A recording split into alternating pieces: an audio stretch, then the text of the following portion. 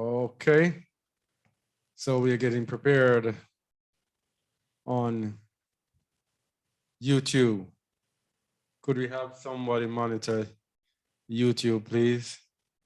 All right, so we are now live on YouTube for our weekly Shabbat teaching.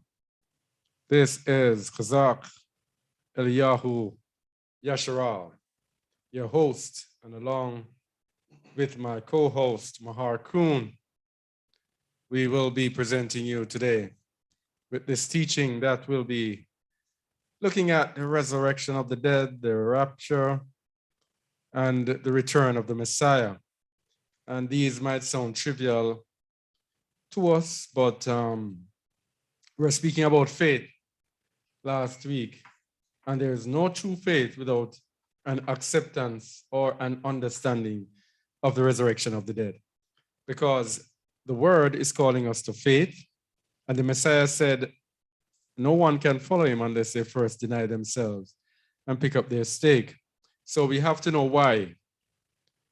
Why do we have to deny ourselves? Why do we have to have faith? Because the person will say, yes, I have faith, but just as it does not interfere with me being comfortable in this world. So we have to understand the resurrection of the dead to know that there is a trade-off that has to be made. We have to give up on our lives in this world in order to attain unto the world to come. As it says, our years are like sand on the seashore, and the rest of the years are like the other sand. If you have ever been to Negril, the 7 miles of beach that they have there, eternity is like that 7 miles of beach, and our life is like picking up one minuscule grain of sand. The challenge is, are we willing to give up this grain of sand, the comforts of this life, in order to attain the entire 7 miles of beach? That's the similitude. So we have to understand the resurrection of the dead in order to understand, in order for us to really and truly have faith. Because the early believers, they were fervently sold out to the resurrection of the dead. When they came to the Messiah, that was their greatest belief. And that belief drove them to do some crazy things, to give up on their lives, and to be willing to suffer persecution. They celebrated persecution. They celebrated suffering. They dwelt in the land of misery while celebrating the misery that they were in. This is because they were looking for a better place. They were looking forward to the resurrection of the dead. They knew that this life is nothing compared with the life to come, and they were willing to give up the life of today for the life that is to come. And so any true believer will be one who is willing to take himself out of his comfort zone, to take himself out of where he is, to ignore his life, and to be willing, whenever there is a charge to move forward, to be willing to just drop everything immediately, as the Messiah, when he called his disciples, immediately they dropped everything and followed him. All right? So the resurrection of the dead, extremely important, as we see in our verses below, Colossians 2:12. We read it. Buried with him in baptism, wherein also, could you please, new brother Samuel? Buried with him in baptism, wherein also he are risen. You are risen with him through the faith of the operation of Alua, who hath raised him from the dead. So even baptism has to do with the resurrection of the dead. It is the belief that when you die, when you go under, you die. And when you raised up, you are raised. All right, and that belief is in the power of the Most High to raise the Messiah from the dead, so he too can raise you from the dead. Romans 10 verse 9. That if thou shalt confess with thy mouth the Master Yahusha, and shalt believe in thine heart that Allah hath raised him from the dead, thou shalt be saved. And so this is the importance of the resurrection of the dead. It has to do with our salvation. That is how we are saved, by believing, partially by believing that the Most High raised Yahusha from the dead. So let's dive into the resurrection of the dead and see what actually awaits us as believers. Because if we do not know, because here's the thing, we are blind walking believers. We come into the faith and we don't know exactly what our faith is all about. So we are blindly walking, not being given direction. And so we walk blindly. Acts 24:14-16. We're going to see that we use these verses regularly, but we're going to show that resurrection of the dead is also integral to following the way. Verse 14. But this I confess unto thee, that after the way which they call heresy, so worship I the Allah of my fathers, believing all things which are written in the law and in the prophets. Yeah, we say this verse all the time because it is the basis, the foundation of the followers of the way. This describes what the New Testament believers were. They were not Christians, they were followers of the way. But very important is the next verse. And have hope toward Allah, which they themselves also allow, that there shall be a resurrection of the dead, both of the just and unjust. All right, so this is hope. Notice he says, I have hope toward Allah. When you come to faith, we have to have this hope in the resurrection of the dead. Because, as the Apostle Sheol said, if in this life only we have hope in the Messiah, we are of men most miserable. If we only have hope in this 50 odd, 60 odd, 70 odd, 80 odd years that we are going to be on this earth, what sense is there for us to exist? So we have to have the hope towards the Most High to give us a resurrection so that we can have life in addition to this life that we have. Without that hope, we will only have hope in this life. And this life, of course, we know is a sinful life. So we only have hope in corruption. What hope is there? All right, so our hope is in the resurrection of the dead. And this should be a fervent hope. And this is when we tell people that you have to believe unto death, or you have to be willing to die. This is why your people are willing to die. This is why all the apostles died and willingly walked in their death and celebrated, even while they were dying, they celebrated their death because of this fervent hope in the resurrection of the dead. Verse 16.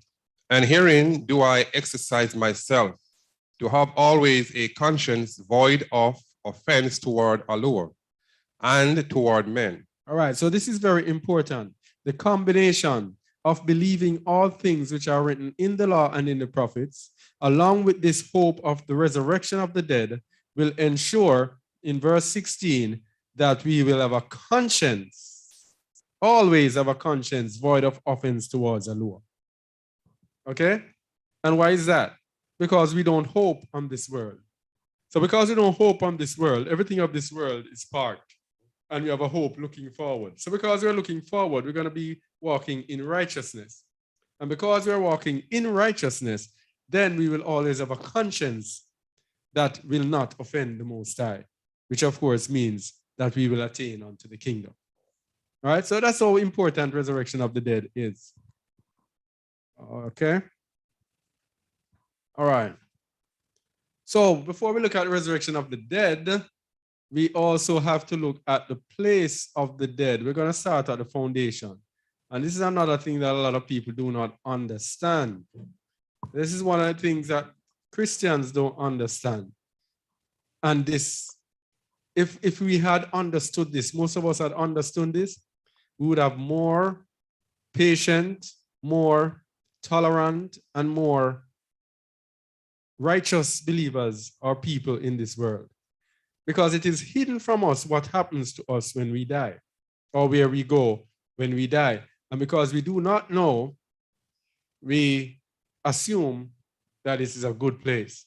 So the sinners, when they die, you hear them, rest in peace. See you on the other side. Sleep in peace. Not knowing that that person is departing right away into torment because they have rejected the ways of the Most High. So it's very important that we know where the dead go before we look at the resurrection of the dead. So let's lay the foundation. Look at the place of the dead in the book of 2nd Esdras. And that is what I have there. Verse, chapter what? Chapter 7, verse, what did I put? You see the verses?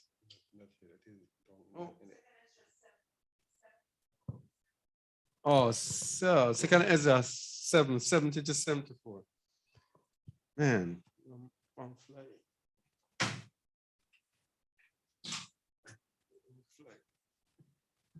You see?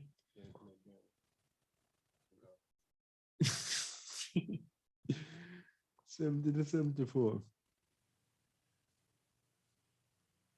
Read, please. He answered me and said, when the Most High made the world and Adam and all who have come from him, he first prepared the judgment and the things that pertain to the judgment. And now understand from your own words, for you have said that the mind grows with us. This is an angel speaking to Ezra. Continue. For this reason, therefore, those who dwell on earth shall be tormented, because though they had understanding, they committed iniquity. And though they received the commandments, they did not keep them. And though they obtained the law, they dealt unfaithfully with what they received. All right, stop here. The angel is telling Ezra what is to come for man. And he says, they will be tormented. The torment will start in the place of the dead, in Sheol or hell. Because though they had understanding, they committed iniquity. No, I'm telling you as believers, we have more understanding than the sinner. All right? We cannot have understanding and be committing iniquity. All right? Our hope will be a false hope because we ain't going nowhere good. And though they received the commandments, they did not keep them. Christians, law done away with, commandment done. You seeing this, Mahar? Mm-hmm. Though they received the commandments, they did not keep them. Yeah, and you can worship on any day, a simple Sabbath, you worship on any day. And though they obtained the law, they dealt unfairly with what they received. Unfaithfully, sorry. Verse 73, that means we didn't stick by the words. Verse 73. What then will they have to say in the judgment? Or how will they answer in the last times? For how long the time is that the Most High has been patient with those who inhabit the world, and not for their sake, but because of the times which he has foreordained. All right, so he has been patient with men. So when it comes to time for men to get punishment, it is going to be a righteous judgment, because his patience and his mercy balances off the punishment. All right?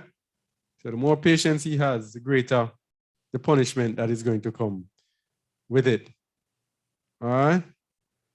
So let's start looking at the place of the dead in the book of Enoch 22, 1 to 15.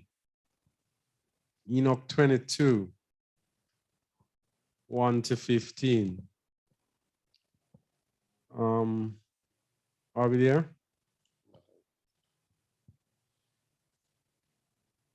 Oh, it's not centered properly. All right.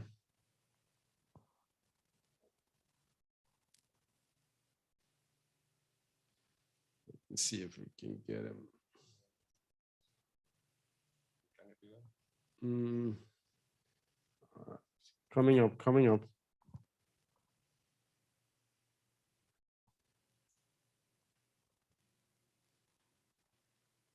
Sorry about this. What was this? All right. Can you see it now? Yeah. All right. Ready? Yeah, go ahead. And from here I went to another place, and he showed me in the west a great and high mountain, chain and hard rocks, and 4 beautiful places. All right, this was the angel bringing Enoch, showing him the place of the dead. 4 beautiful places. Continue, verse 2. And beneath them there were places deep and broad, and entirely smooth as if a thing were rolled, and deep and dark to look at. And this time, Raphael, one of the holy angels, who was with me, answered and said to me, these beautiful places are intended for this, that upon them may be assembled the spirits, the souls of the dead, for they have been created that here all the souls of the sons of men might be assembled. These places have been made their dwelling till the day of their judgment, and to their fixed period. And this period is long, till the great judgment will come over them. All right, a long period until the great judgment. So this place, the place of the dead, is known in Hebrew as Sheol, or in English as hell. This is a misunderstanding of a lot of people as to the nature of hell. Hell is the place of the dead where the righteous and the unrighteous go. But hell has a place for the righteous and another place for the unrighteous. And hell is often mistaken with the lake of fire, because the lake of fire will be the place where will be the final place of those who are not found to be righteous. So the dead will be in hell until the judgment. But the righteous who are in Sheol, they will be taken from Sheol when the Messiah returns, and the dead in Messiah rise again. So continue, please. And I saw the spirits of the children of men who had died, and their voices reached up to heaven and lamented. At that time I asked the angel Raphael, who was with me, and said to him, whose soul is that one? Whose soul is that one whose voice thus reaches to heaven and laments? All right, so these voices, it's the same in the book of Revelation. It says, I hear voices under the altar. It's the same voices calling from Sheol up to the heavens. Continue, verse 7.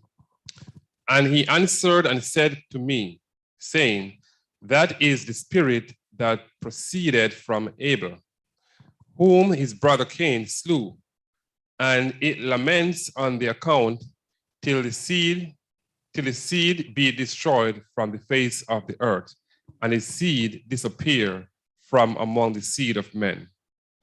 And at that time I therefore asked concerning him, and concerning the judgment of all, and said, why is one separated from the other?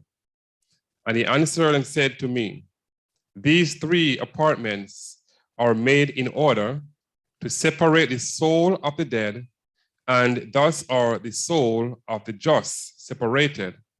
There is a spring of water above it. Where is it? Above it, light. Okay.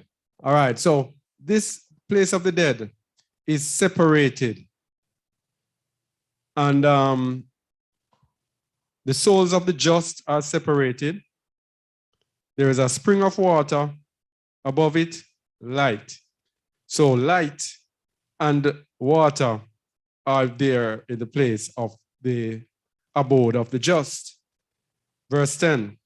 And thus also one such apartment made for the sinners when they die and are buried in the earth, without a judgment having been passed upon them during their lives. All right, so even if judgment is not prepared during their lives, they are going to be separated between the place of the dead, the place of the just, and the unjust. 11. Here their souls are separated in this great affliction until the great day of judgment and punishment and affliction upon the revilers to eternity, and the vengeance for their souls. And here he bind them to eternity. Continue. And it was before eternity. If it was before eternity, then this apartment has been made for the soul of those who lament and those who reveal their destruction when they were killed in the day of the sinners. So there's one section for those who lament, who were killed, those who were unjustly killed, etc. We'll have one part for them. Verse 13. And thus it has been created for the soul of men who were not just, but sinners, who were complete in their crimes, and they will be with criminals like themselves, but their souls will not be killed on the day of judgment, and will not be taken from here. At that time, I blessed Yahuwah of splendor and said, blessed is my Yahuwah, the Yahuwah of splendor and of justice, who rule all things to eternity. So what it's saying here, the souls of the sinners, they are not going to be taken from there. And that their souls will not be killed on the day of judgment. So death and hell will be thrown in the lake of fire in the end, as we're going to see, show that verse as well, in the end. So we see what happens in the place of the dead. And we're going to see a greater account here in the book of 2nd Esdras that gives us a more detailed account of what happens in the place of the dead. So let me get this thing.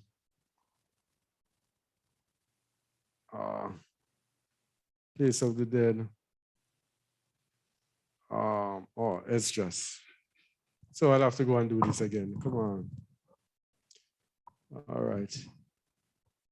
Let me get it.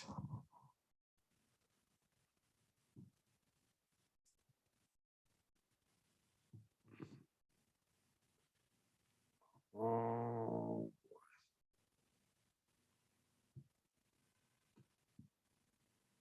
right, so let's go to verse 78.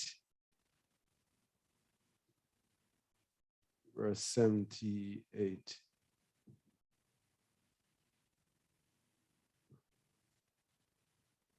Oh.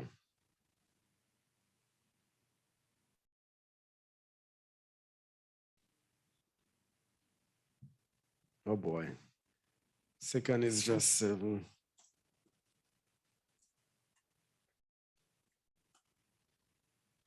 All right. Read from verse 78, please.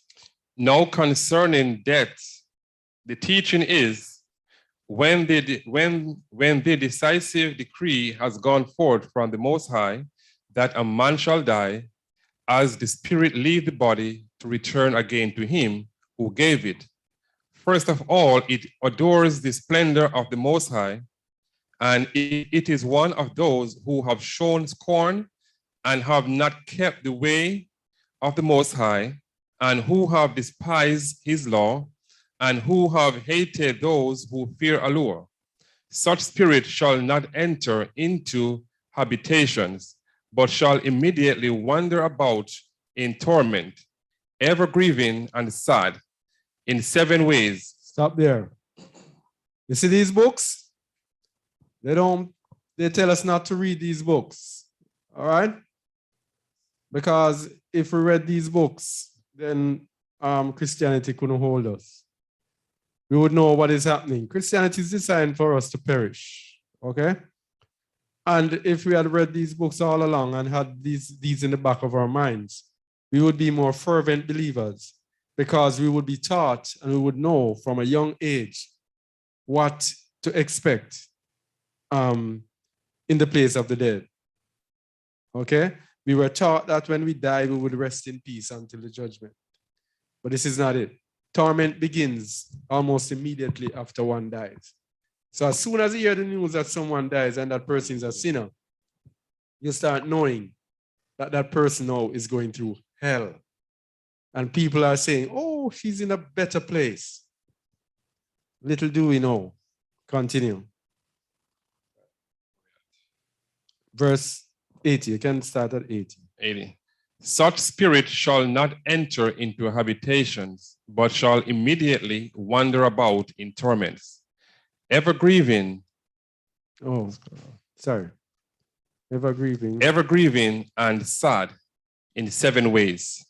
The first way, because they have scorned the law of the Most High. All right, so you see, the law is first and foremost in everything. All right, continue. The second way, because they cannot now make a good repentance, that they may live. Imagine that. Mm-hmm. That's why I was saying yesterday, imagine the shock of these people when they die. And they see all of this facing them, and they're like, I didn't know that it was true. Yep. I heard people talking, but I didn't know. And then there's no way they can turn back. Just imagine, that's why you have to make the best of this salvation. The best.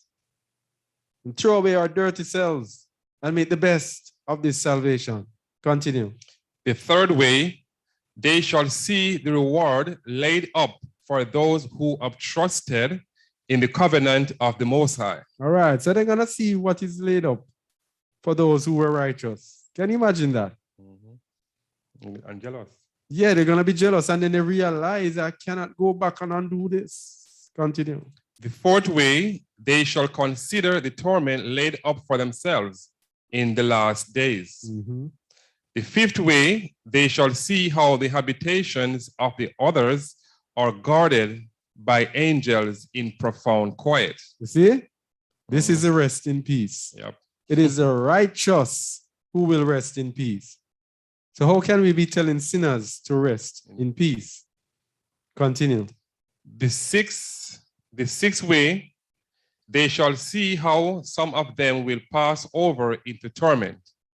The seventh way, the seventh way, which is worse than all the ways that have been mentioned, because they shall utterly waste away in confusion and be consumed with shame, and shall wither with fear and seeing the splendor of the Most High, before whom they sinned while they were alive, and before whom they are to be judged in the last times. All right, so nothing good coming for the sinners. That's why I tell you, we have to make the best of this salvation.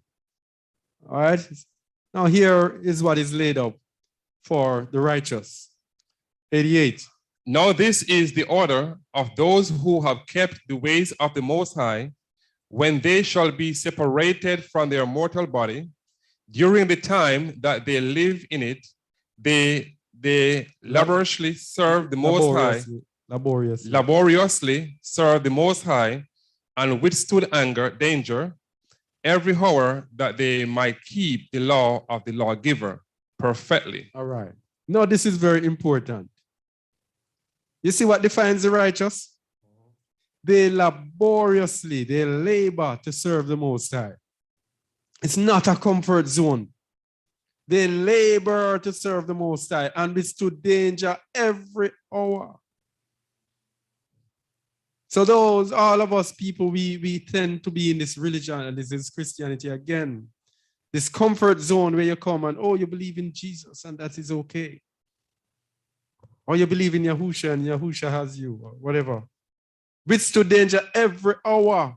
They might keep the law of the lawgiver perfectly. Remember the Most High says, be holy, be set apart, be you perfect. And the Messiah said, be ye therefore perfect, even as your Father which is in heaven is perfect. These things are adding up, people. It's not a form of godliness. It's walking in the way perfectly. And when it says walking perfectly, it means every single aspect of our lives must be perfection. Every single little tidbit, dot every I is crossed, every T. It means that looking at everything has to be perfect. All right? 90. Yeah, before I go to verse 90, as we've been talking over the weeks, that for the past about 5 weeks or 4 weeks, is like it is getting stronger, more serious. The words are speaking out to us these last days. Because what I'm seeing here in verse 89, we are in danger. Mm-hmm. A lot of us are in great danger. And the reason why we are in danger, because we did not withstood danger every hour. Instead, we withstood danger, we try to shy away from it, trying to save ourselves, trying to save, not going through all these things for the Messiah. We said we're going to walk like the Messiah, talk like him, and then we get the opportunity to walk like him and say, no, not now. This is too much. So we keep on putting off those tests that will bring us to perfection. So we are definitely in danger. Family, listen. Not because we are saying we are following the way, not because we are saying we are Israelites, not because we are saying, hey, we read all these books that is not in the Bible. But if we are not careful, to withstand danger every hour, we are just like those folks who don't have these books. We are just like them, no different. So we can never ever think that we got it. We are there, we are better than them. It's a fight to the end. The race is not for the swift, but it is those who will be able to endure it to the end. So our life here supposed to be withstand the danger every hour, that we may keep the law of the lawgiver. That is it. Perfectly. It's right there, perfectly. Practice help us to become perfect. So we need to let this be our everyday thing, every hour. Whatever comes, we know that, hey, the Most High have our back. If we just stand strong and go through whatever comes our way. All right, great. So let's go to verse 90. Thank you, there, bro. Go to verse 90 to see what will happen to the righteous. Therefore, this is the teaching concerning them. First of all, they shall see with great joy the splendor of him who received them, for they shall have rest in 7 orders. The first order, because they have striven with great effort to overcome the evil thought which was formed with them. This is the sin nature. The first order, because they have striven with great effort. Great effort. Now here's what we do as believers, as people, as human beings. Each one of us is righteous in our own eyes. We always right. Nobody can correct us. We always have an excuse for something. This is the nature of every single human being. Every one of us do this. Right? But the righteous will strive against their own selves with great effort to overcome that evil thought which is formed in them, that this wicked, evil, sinful nature. Yeah? That it might not, read it. No, I cannot go on without saying this to you, bro, because this is a confirmation. Because just last night, this is this morning or last night, this is exactly what I was actually saying. Because you know that the devil does not always use someone to come and attack you. The mind. Mm-hmm. And if we take the time out, make that great effort to overcome the evil thought which came to our mind, we are not going to leave that thing until we speak the word against it. We say, Father, help me get over this thing. Take this away from me. It's a struggle, you know, because he's not attacking your mind. If we make that great effort to overcome, and I saw a result. I saw a result instantaneously because I did not allow things to linger. I made the effort to deal with it here before it come out there. So this is a 100% confirmation verse right here. Mm-hmm. And if you don't make great effort to overcome the evil thought which was in you, it's going to fester like a sore. And you're going to get worse and worse and get overwhelmed. And you will be doing evil, going into evil, and you don't even know that you are doing evil. That it might not. Let me go over. Yeah. The first order, because they have striven with great effort to overcome the evil thoughts which was formed with them, that it might not lead them astray for life into death. From life into death. So that's it. The evil thought, the sinful nature, the sinful man, the wicked streak that is formed with us. That means a part of us. Every one of us have that evil in us. If we do not strive with great effort to overcome it, then we will be led into death.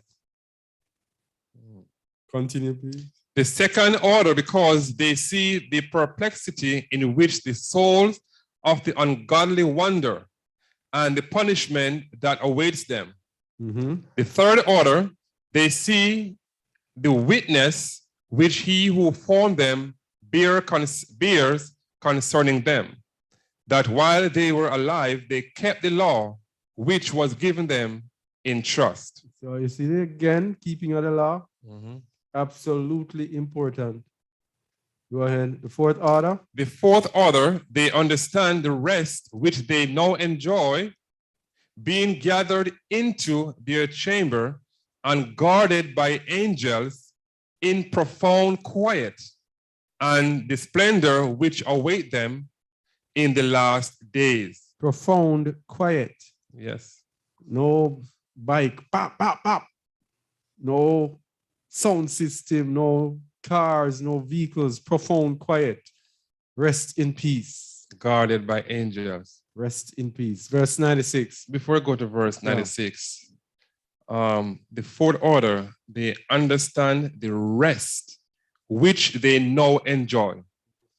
If we cannot enjoy the rest now while we are alive, automatically you will be disqualified from understanding the rest with Yahuwah. Mm-hmm. Okay, say the Sabbath is a day of rest. So if we take part in his commandment, in his laws now, in his rest now, we will also take part in his rest even after this life. Yeah, and one of the fruit of the Spirit is shalom, or peace. So if we're not in peace, if we're not in shalom, then there's no shalom waiting for us later on. 96. The fifth order, they rejoice that they have now escaped what is corruptible and shall inherit what is to come. And beside, they see the strait and toil from which they have been delivered, and the spacious liberty which they are to receive and enjoy in immortality. All right, immortality. This is the resurrection. After the resurrection of the dead, they will be immortal. Verse 97. The sixth order, when it was shown to them how their face is to shine like the sun, and how they are to be made like the light of the stars, being incorruptible from them on. All right, continue.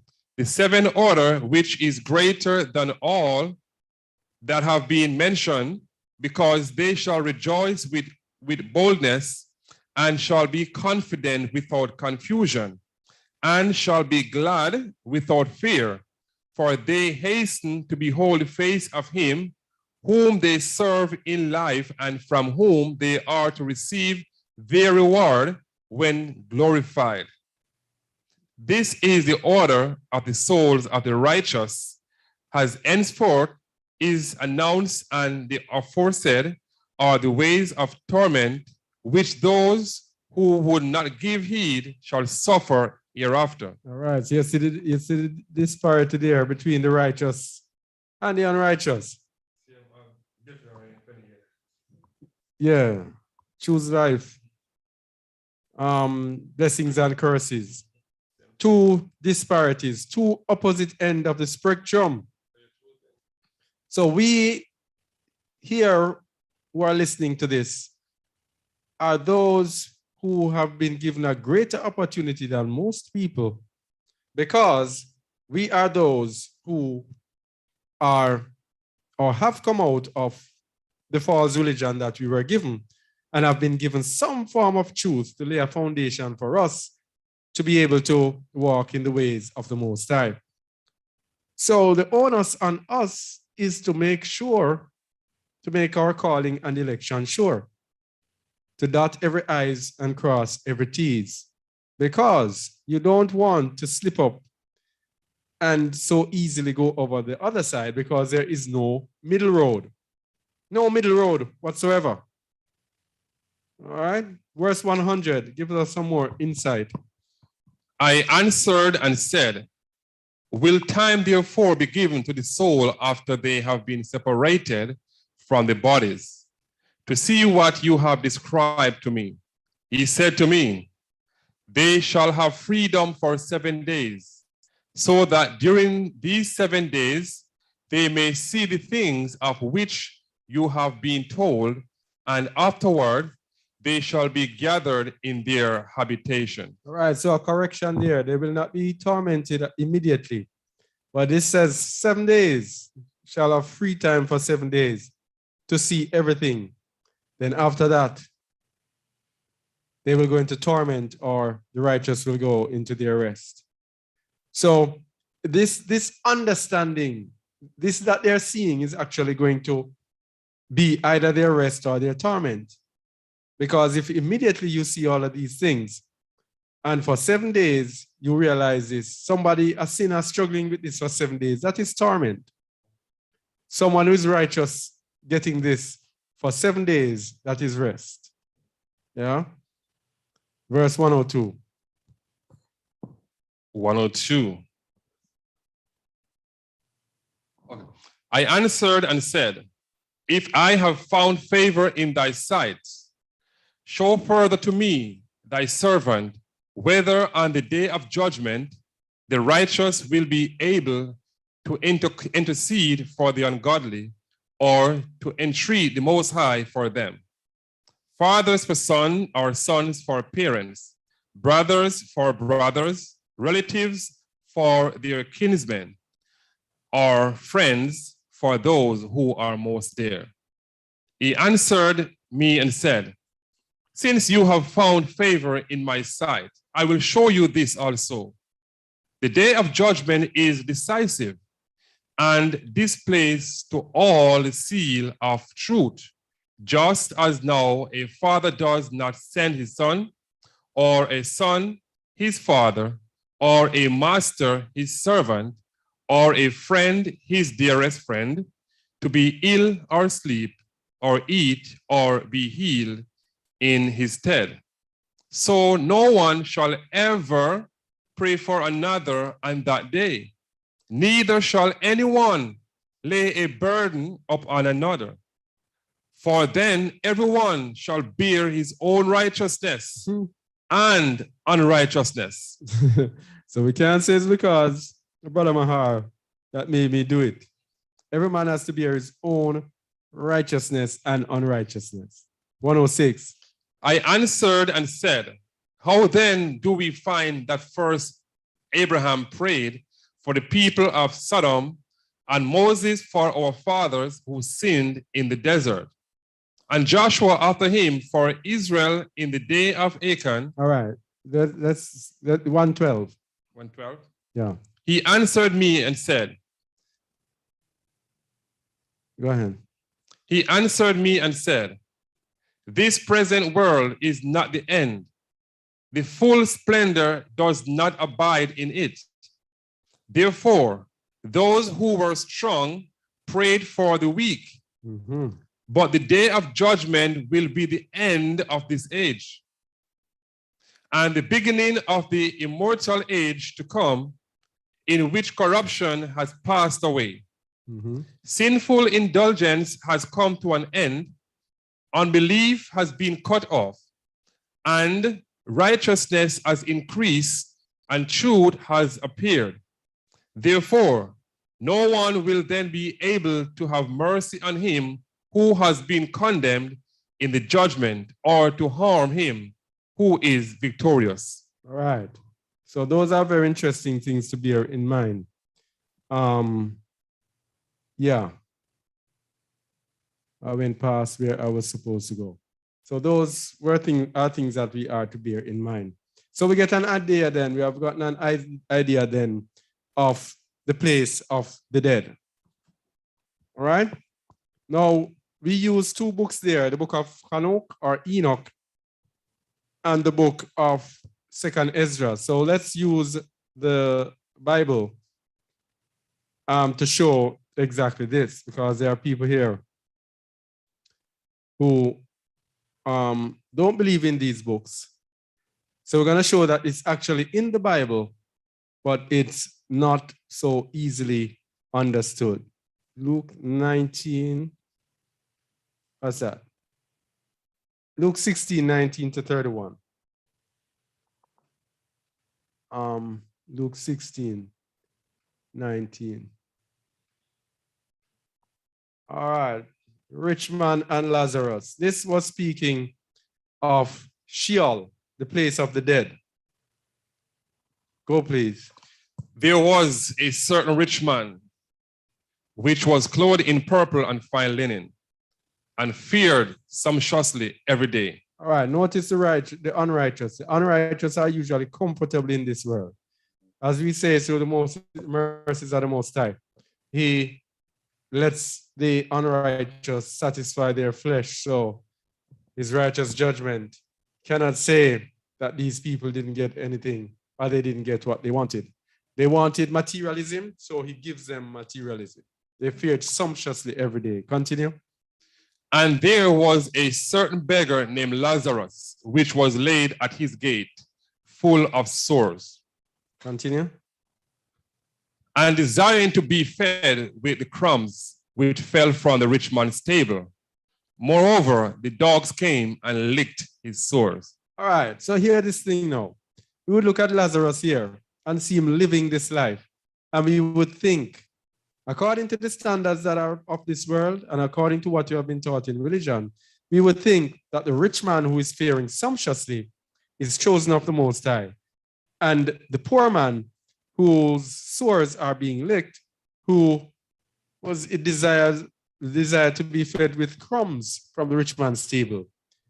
We would be tempted to believe that this poor man was rejected of the Most High.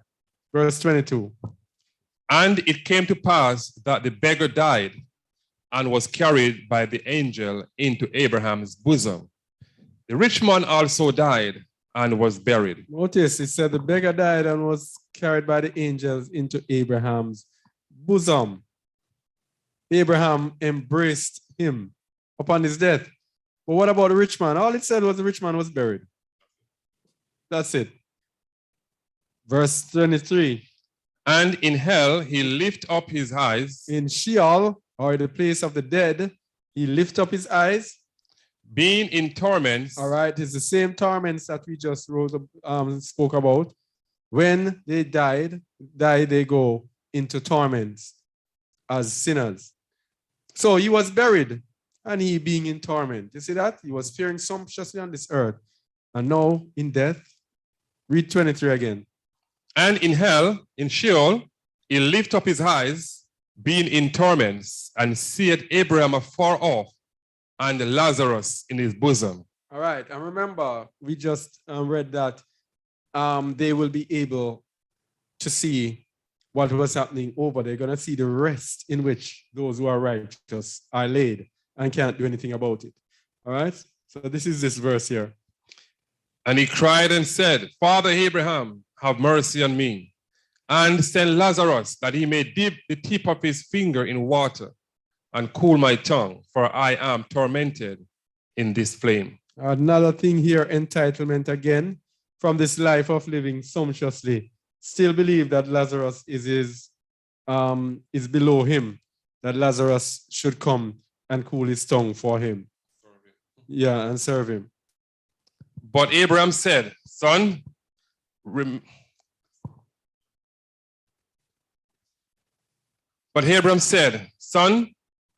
that thou in thy lifetime receivest thy good things, and likewise Lazarus evil things. But now he is comforted, and thou art tormented. You see that? Yeah. Everything switches around. So the Most High, those of us who crave the riches of this world, we will get it. We will get it. Because guess what? In the time to come. So if you see anybody prospering now, anybody you see prospering in this time, in the end of the time of the mark of the beast, you can almost be assured that unless a miracle happens, these people are headed for Sheol, for the place of the unrighteous in Sheol. Continue. And beside all this, between us and you, there is a great gulf fixed, so that they which would pass from hence to you cannot, neither can they pass to us that would come from thence. So this shows you it's the place of the dead. A great gulf fixed. There's a separation. All right? The unrighteous can see over the place of the righteous, but they cannot pass from one to the other. Yeah? This is Sheol.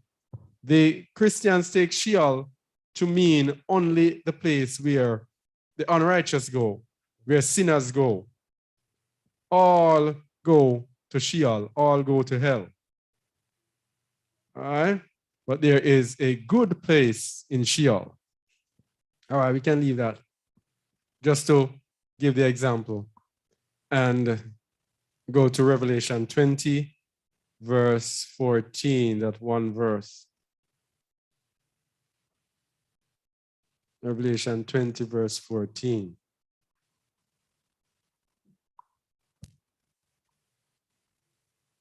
Verse 14. And death and Hades were cast into the lake of fire. This is the second death. Death and hell were cast into the lake of fire. Because after the resurrection of the just, only the unjust will be left in Sheol or hell or Hades. And at the day of the judgment, when they are convicted, hell, Sheol, will be cast into the lake of fire, which is the second death. Okay? So we have the lake of fire and we have hell. Hell will be emptied of the righteous when the dead in Messiah rise, and then only the unrighteous will be left to be thrown into this lake of fire, dying the second death. All right, so let's go to the resurrection of the dead. The prophecy, to the law, and to the testimony, if they speak not according to this word, it is because there is no light in them. Let's go to the testimony. Let's go to the Tanakh. Let's go to the prophets. Let's go to the book of Yeshayahu or Isaiah 26, prophecy of the resurrection of the dead. Read please from verse 13. O Yahuwah, our Alua, other master beside thee have had dominion over us, but by thee only will we make mention of thy name. They are dead, they shall not live.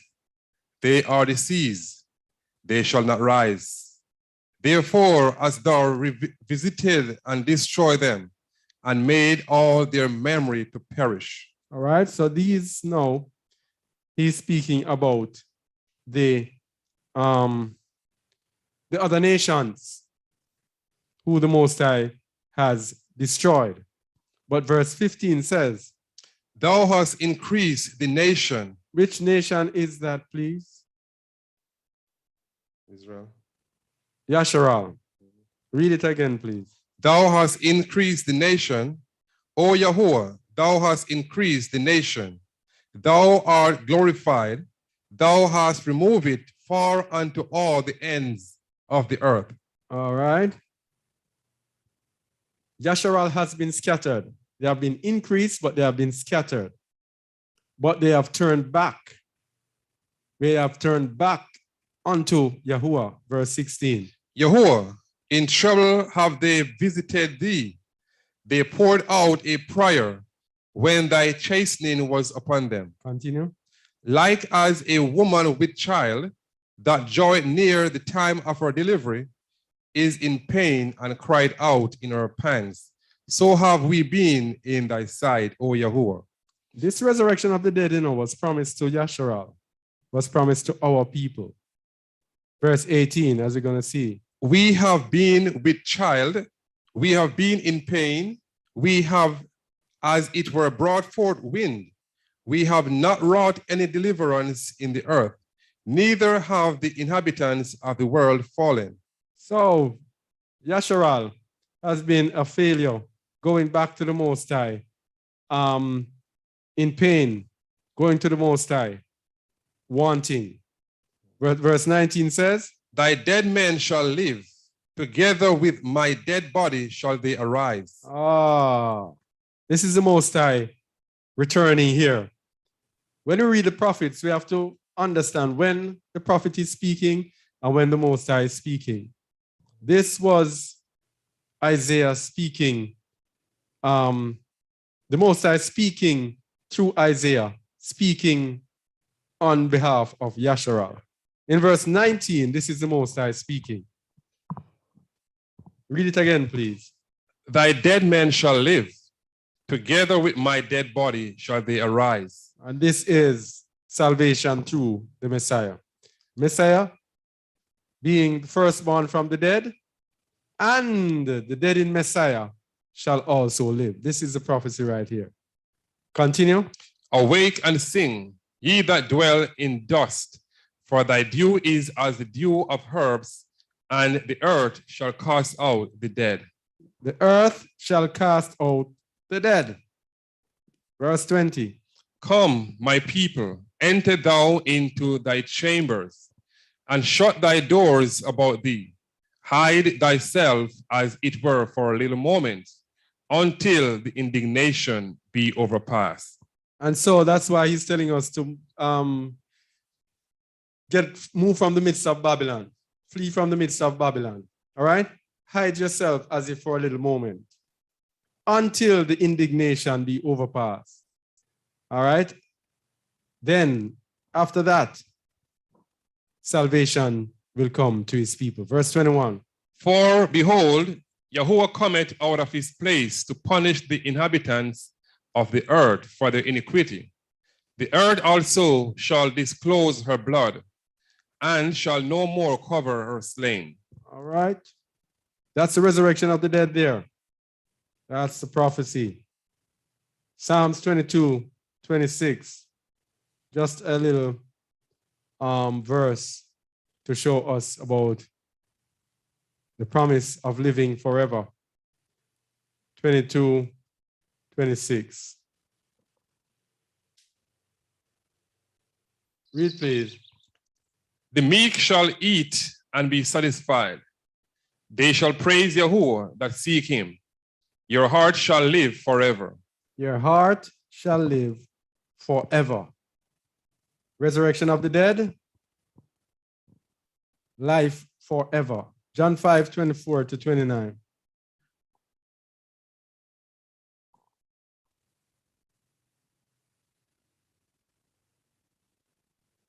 (24-29). Read, please. Verily, verily, I say unto you, he that heareth my word and believe on him that sent me hath everlasting life and shall not come into condemnation, but is passed from death unto life. Verily, All verily. right, so here is the promise. If we hear the Messiah's word and believe on the Most High, and when you believe on the Most High, what do? You do the will of the Most High. You do the instructions of the Most High. You follow the word, the law of the Most High. Okay? So it's not only hearing the Messiah and following the Messiah and saying you believe. It is believing on him that sent me, on Alua. That is where everlasting life is. And then you are passed from death unto life. You will be resurrected unto life. 25.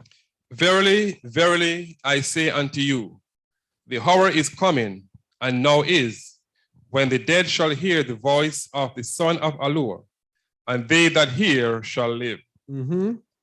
For so this is a twofold.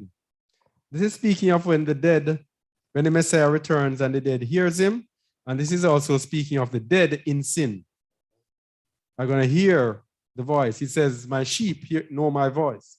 So they're going to hear the voice of Yahusha, and they that hear shall live. And you know, when you hear is when you respond to what you hear. All right, 26. For as the Father had life in himself, so had he given to the Son to have life in himself, and had given him authority to execute judgment also, because he is the Son of Man. Marvel not at this, for the hour is coming, in the which all that are in the graves shall hear his voice, and shall come forth, they that have done good, unto the resurrection of life, and they that have done evil, unto the resurrection of damnation. You hear that? So we have two choices, resurrection of life or resurrection of damnation. It's not like there is any other way. There's no other way. We were made into this world, and that is the reality of life. So what do we have to do? Make sure that we attain unto the resurrection of life. Struggle, strive, press, work hard to attain unto eternal life. Simple as that. All right? Okay. Okay, so let's look at the resurrection of the dead in the book of Hanuk again. Hanuk 101, verse 57. Let's go back there. Enoch 101. No. Where am I? 101. You're seeing it, right? Yeah.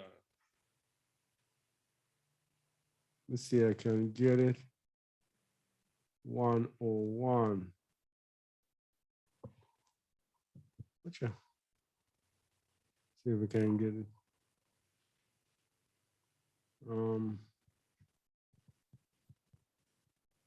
No, sir. Yeah. Chapter 77.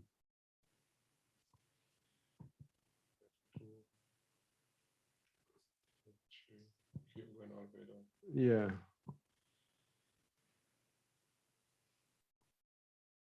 I said going too slow.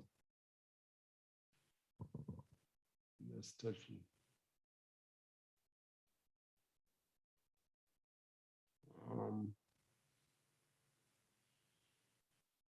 101. Yeah.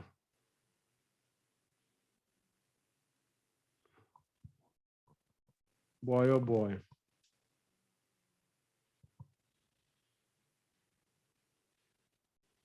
Let me see if I can get another. Let me see if I can get another book of Enoch.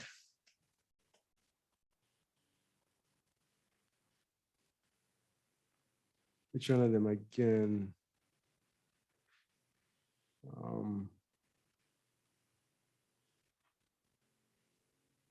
This is not good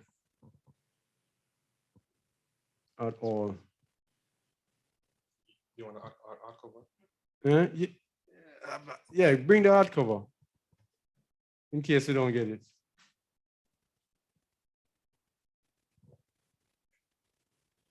All right, read it, please. Psalm 1, Enoch 101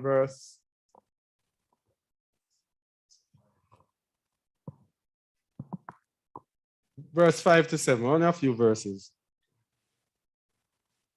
Let me see if I can get it in the meantime. Enoch 101. Verse 5 to 7.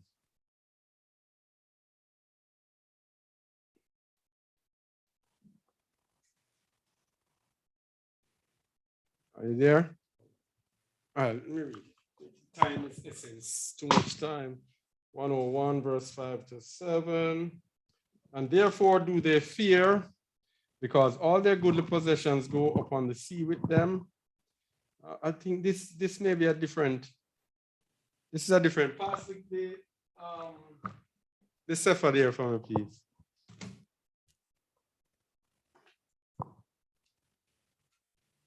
Quickly. Yeah. Oh boy.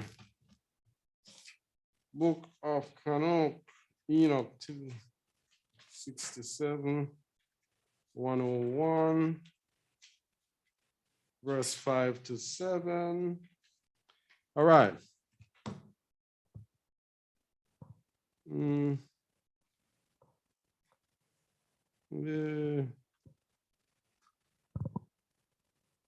No, you don't say all of this time we're here and it's the wrong thing. Let me go to the other one. Enoch 102, 1 to 14.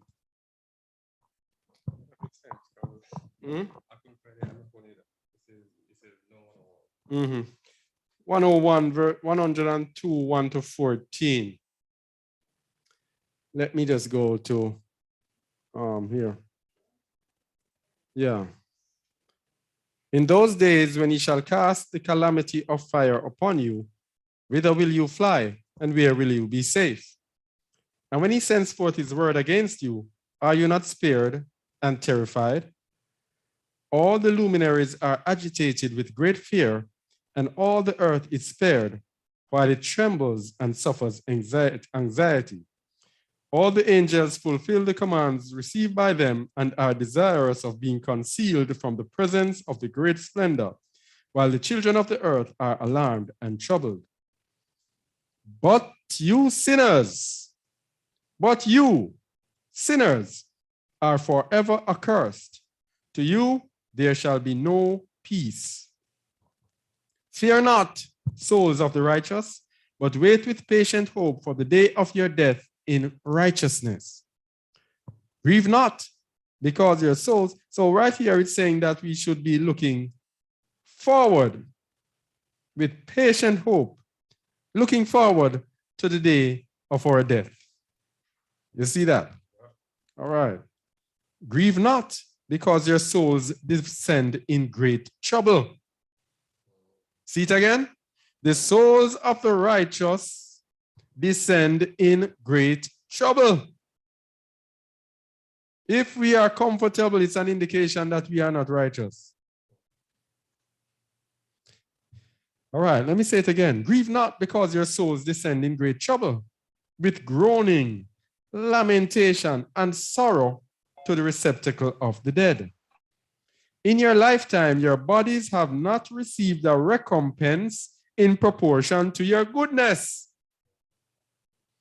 So we have sometimes some people complaining that they have done so many good, so much people, and it seems as if they are not being repaid for what they have done.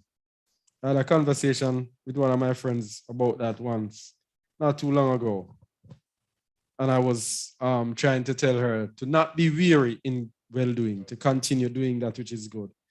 But she's saying that she's doing so many things to people, and it's like everybody who she does anything for repays her back with unrighteousness. All right? In your lifetime, your bodies have not received a recompense in proportion to your goodness, but in the period of your existence have sinners existed, in the period of execration and of punishment. And when you die, sinners say concerning you, as we die, the righteous die. What profit have they in their works?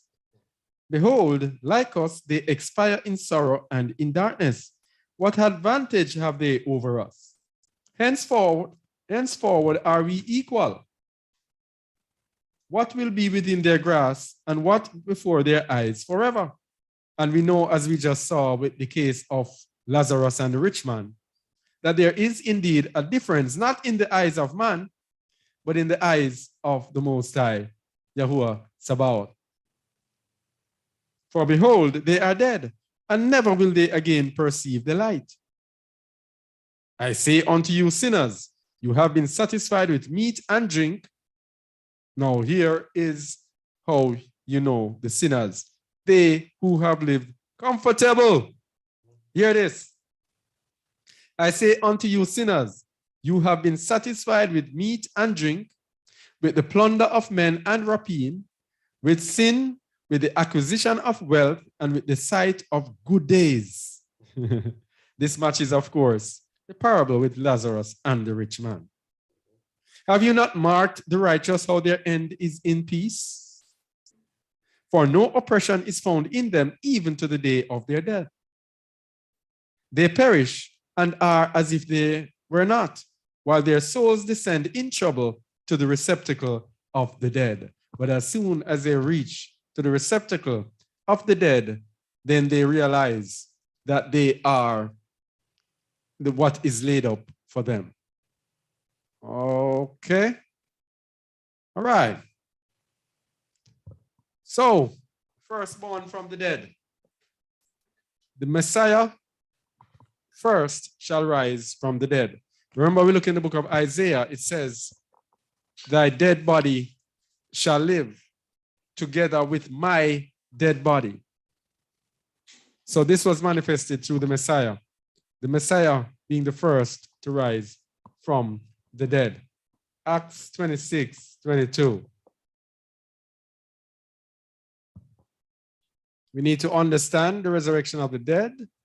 Very integral, although it might sound gloomy to some to be speaking about death, but to us, when you have reached into perfection, death is to be welcomed. Verse 22. Having therefore obtained help of Allure, I continue unto this day, witnessing both to small and great, saying none other things than those which the prophets and Moses did say should come, that a Mashiach should suffer, and that he should be the first that shall rise from the dead, and should shew light unto the people and to the Gentiles. That's what the Messiah came for. Suffer and to be first to rise from the dead, and should show light unto the people, the Israelites, and light unto the Gentiles as well. Okay? But the disciples, of course, they did not know nor understand about this. This was why when the Messiah told Kepha that he should suffer and he will be killed, and Kepha said, no, that's not going to happen to you. And the Messiah said, get thee behind me, Satan. It was the same reason. The disciples, they did not understand what was really happening. John 20:6-9. John 20:6-9. Just as today, many people don't understand these things. It was the same thing then. Verse 6. Then cometh Simon Peter following him, and went unto the sepulchre, and seeth the linen cloths lie, and the napkin that was about his head, not lying with the linen clothes, but wrapped together in a place by itself. Then went in also the other disciple, which came first. That other disciple. Yeah. Then went in also that other disciple, which came first to the sepulchre, and he saw and believed. All right. So they had to see before they believed. That other disciple there, of course, is Yahusha and John, who is writing this book. Yeah? So, verse 9. For as yet they knew not the scripture, that he must rise again from the dead. All right? So the disciples did not know that the Messiah was prophesied to rise from the dead. Very important. There's a lot of things that they did not know. And a lot of things that the prophets before them did not know about the Messiah, but it was later revealed when the Ruach was sent from on high and the apostles were chosen. All right? So 1 Corinthians 15 gives us the importance of the resurrection of the dead. And by the way, we have a previous teaching on the importance of the resurrection of the dead, if you want more clarity about that. 1 Corinthians 15, 3-8. The importance of the resurrection of the dead.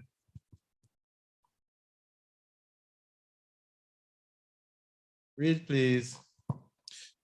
For I delivered unto you first of all that which I also received, how that a Messiah died for our sins, according to the scriptures, and that he was buried, and that he rose again the third day, according to the scriptures, and that he was seen of Cephas, then of the 12. After that, he was seen of above 500 brethren at once, of whom the greater part remain unto this present, but some are fallen asleep. After that, he was seen of James, then of all the apostles. And last of all, he was seen of me also, as of one born out of due time. All right, so we go to verse 12. Now, if a Messiah be preached that he rose from the dead, how say some among you that there is no resurrection of the dead? This was the Sadducees. The Sadducees did not believe in the resurrection of the dead. So Shaul now is going to make his argument for the resurrection of the dead. But if there be no resurrection of the dead, then is a Messiah not risen. Mm-hmm. And if a Messiah be not risen, then is our preaching vain, and your faith is also vain. Yea, and we are found false witness of Allure, because we have testified of Allure that he raised up a Messiah, whom he raised not up, if so be that the dead raise not. For if the dead rise not, then is not a Messiah raised. And if a Messiah be not raised, your faith is vain, ye are yet in your sin. All right. So he's saying that with the Messiah, if the Messiah is not raised, then we don't really have a salvation. We don't really have anything to look forward to. That's essentially what he's saying. Continue.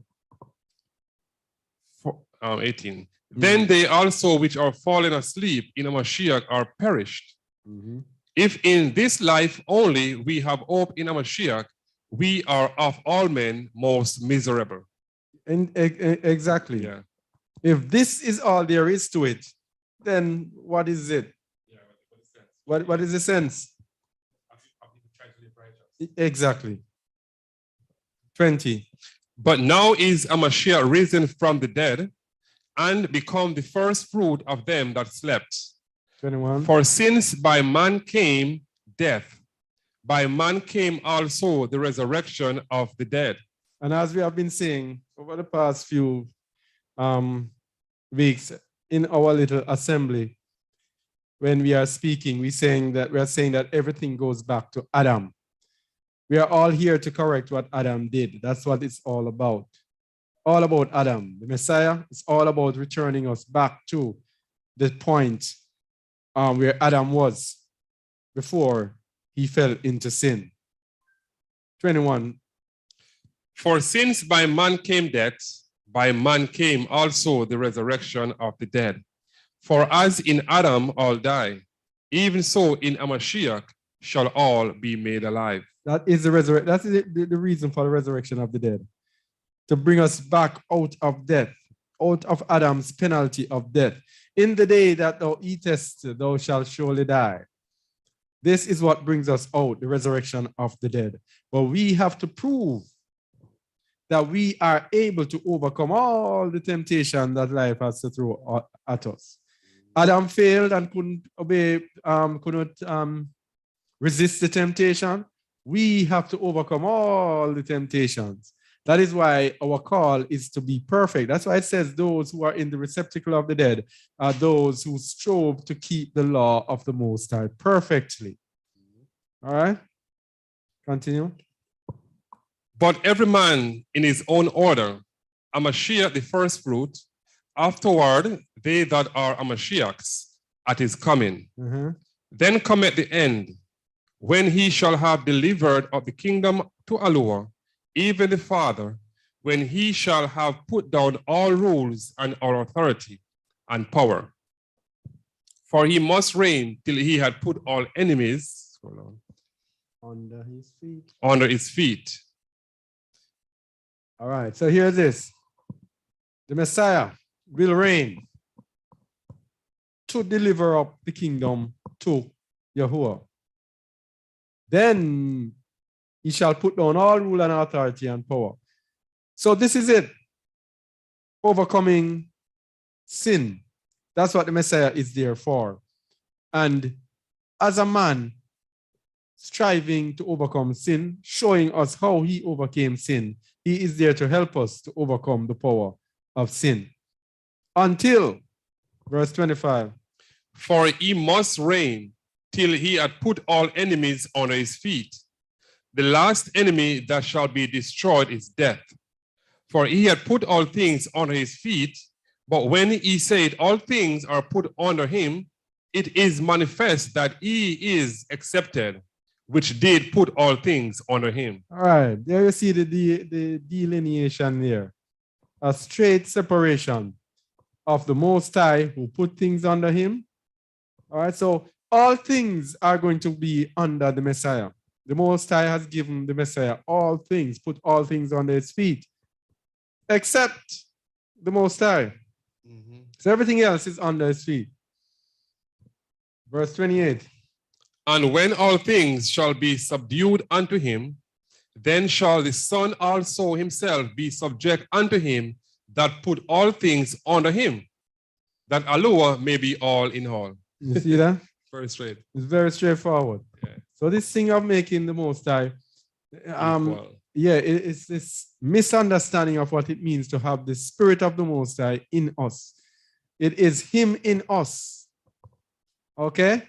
So, for example, when someone who is filled with the Ruach actually does speak, being filled with the Ruach, it is the Most High that is in that person, who is speaking in that person. But that does not mean that the Most High is that person. Same thing with the Messiah. The full measure of the Spirit of the Most High was in Yahusha. But they are separate. Yahuwah is sovereign above all. Verse 29. Else what shall they do which are baptized for the dead? If the dead risen not at all, why are they then baptized for the dead? And of course, this is a famous one, baptized for the dead. The Mormons misunderstand it and baptizing people for people who have been dead. Wow. This is not what it means. Let's go back to our original thing to show what it means. The first, let's go back to it. Colossians 2:12. Read it from the screen, please, bro. Buried with him in baptism. This is what it means to be baptized for the dead. Continue. Wherein also ye are risen with him through the faith of the operation of Yahusha, who hath raised him from the dead. All right, so we are dead in sins and we have been baptized now. That is the baptism of the dead. The dead who was dead in sin is now baptized and now have access unto life. This is what it means by being baptized for the dead. Verse 30, continue. And why stand we in jeopardy every hour? I protest by your rejoicing, which I have in Mashiach, the Messiah or Master. I die daily. If after the manner of men I have fought with beasts at Ephesus, what advantage it me? If the dead rise not, let us eat and drink, for tomorrow we die. That's it.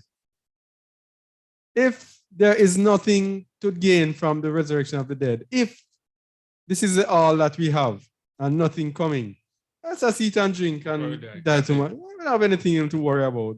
But who did agree with him to eat and drink and die tomorrow? Huh? Who agreed with him when he said, hey, well, let's eat and drink, for tomorrow we die? Yeah, let's do it. Yeah.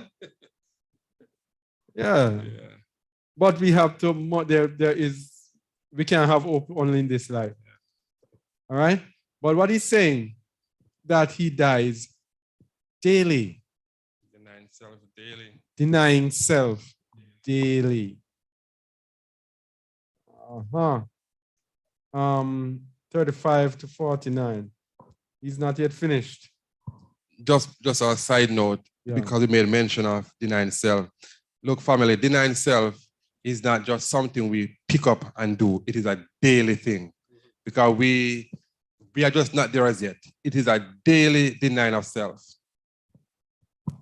Anyhow, we stop, as we say in Jamaica, stop or pass, and decide that we're not denying one aspect, then we're going to come to a screeching halt. We can only go so far and no further. We have to deny ourselves daily, as he says. All right, so 35 looks at the resurrection. Go again. Yeah, 35. But some man will say, how are the dead raised up? And with what body do they come? Many people are going to be asking that. And we're going to be looking at this in more detail as well. 36. Thou fool, that which thou sowest is not quickened except it die. All right? That which is not quickened. That which thou sowest is not quickened except it die. It's the same thing with us. If we do not die to self, if we do not deny self, we cannot be quickened in the ruach, in the spirit. It's as simple to that. You cannot be living in sin and you come and you decide that you're going to live in righteousness and you take your time and pick and choose what righteousness you're going to do. You have to die first before you can be transformed into a righteous person. Just as we were talking last week about the plant, you plant something and you went there and it is all withered. So we come to the realization that that plant first died of its old body and spring forth brand new leaves and start to grow all over again. It is the very same thing with us when we deny ourselves. Sometimes we're going to look dry up, look half dead, going through difficult times, sometimes even painful in the heart. But we have to go through that, otherwise we cannot receive that new life. 37. And that which thou sowest not that body that shall be, but bare grain. It may chance of wheat or of some other grain. All right. So, and while we're planting, we see the different size grains. We see the callaloo grain that is so tiny, looks like a speck of. Yes. We see all the different grains. All right. And you can't look at the grain and match up to the seed, to the plant that comes. Yeah? Verse 38. But Allah giveth it a body as it had pleased him, and to every seed his own body.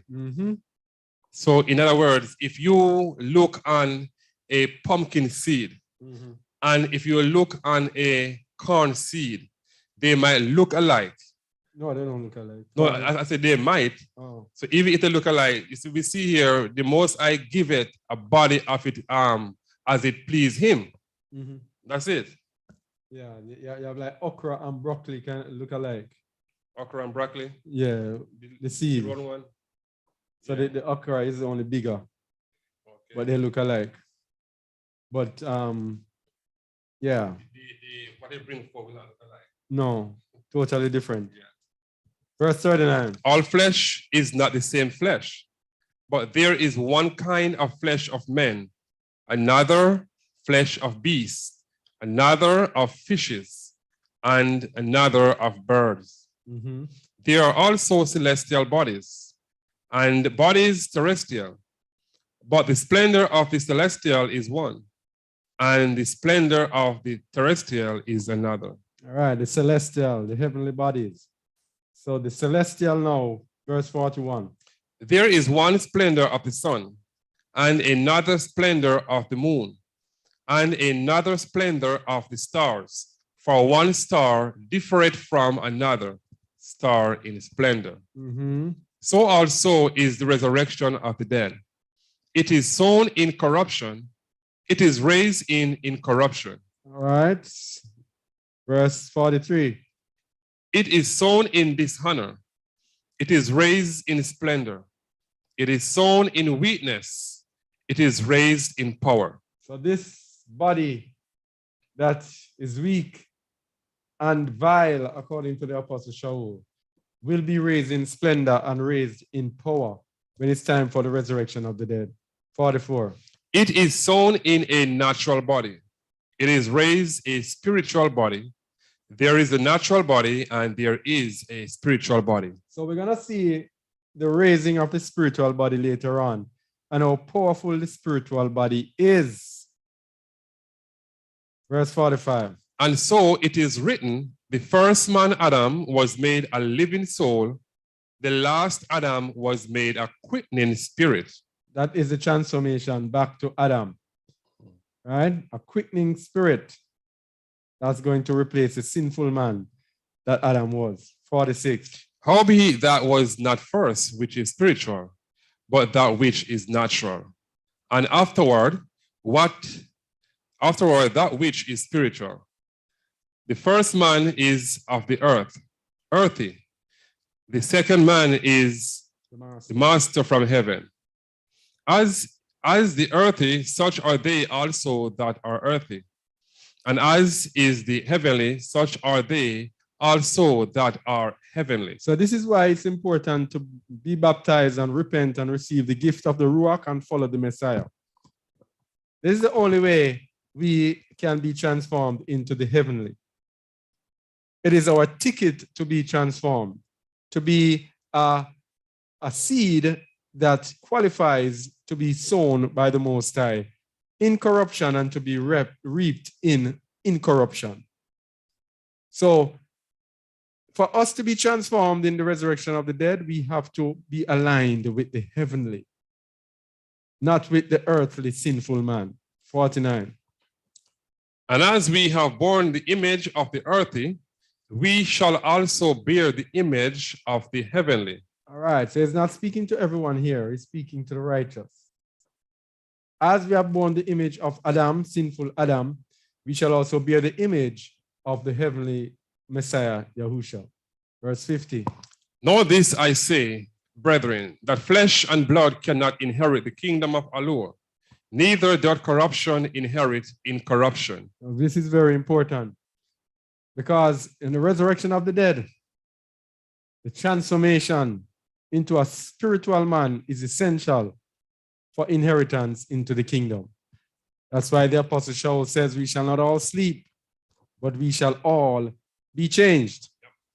All right? Verse 51. Behold. Oh, here it is. Behold, I shew you a mystery. We shall not all sleep, but we shall all be changed. I never realized it was here. In a moment, in the twinkling of an eye, at the last trump, for the trumpet shall sound, and the dead shall be raised incorruptible, and we shall be changed. All This is a transformation into the spiritual body. Verse 53. For this corruptible must put on incorruption, and this mortal must put on Immortality. For this corruptible must put on incorruption, and this mortal must put on immortality. That is the only way to eternal life. But as we said, we have to be a good seed. We have to be righteous. 54. O death. No, 54. So when this corruptible shall have put on incorruption, and this mortal shall have put on immortality, then shall be brought to pass the saying that is written, death is swallowed up in victory. Remember I said the last enemy to be defeated is death? Yep. So this is what will happen, resurrection of the dead. That's when Satan will be finally overcome. Verse 55. O death, where is thy sting? O grave, where is thy victory? The sting of death is sin, and the strength of sin is the law. But thanks be to Allah, which giveth us the victory through our Master Yahusha HaMashiach. All right, so as we say, the sting of death is sin, and the strength of sin is the law, because the law shows us what sin is, but it's the Messiah who rescues us from the sting of death, which is sin. All right, so the Messiah makes us being able to overcome sin and attain unto eternal life. All right, verse 58. Therefore, my beloved brethren, be ye steadfast, unmovable, always abounding in the work of Yahuwah, of the Master, for as much as ye know that your labor is not in vain in Yahuwah. All right, so this is the whole point. We are, as leaders here, we are encouraging people to be pushed to the limit, to deny this and to deny that, and we shall not do that, and we must not do this. What it's saying, be steadfast, unmovable, always abounding in the work of Yahuwah, because we know that our work is not in vain. So we are going through all of this, not doing it in vain. Doing it because we know that there's a hope that awaits us, and we know of this blessed hope. All right. So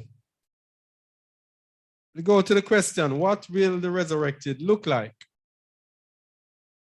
This is a very important question. What will the resurrected look like? Philippians 3:20-21. Just laying a foundation. Philippians 3:20-21. Our bodies will be spiritual bodies, okay?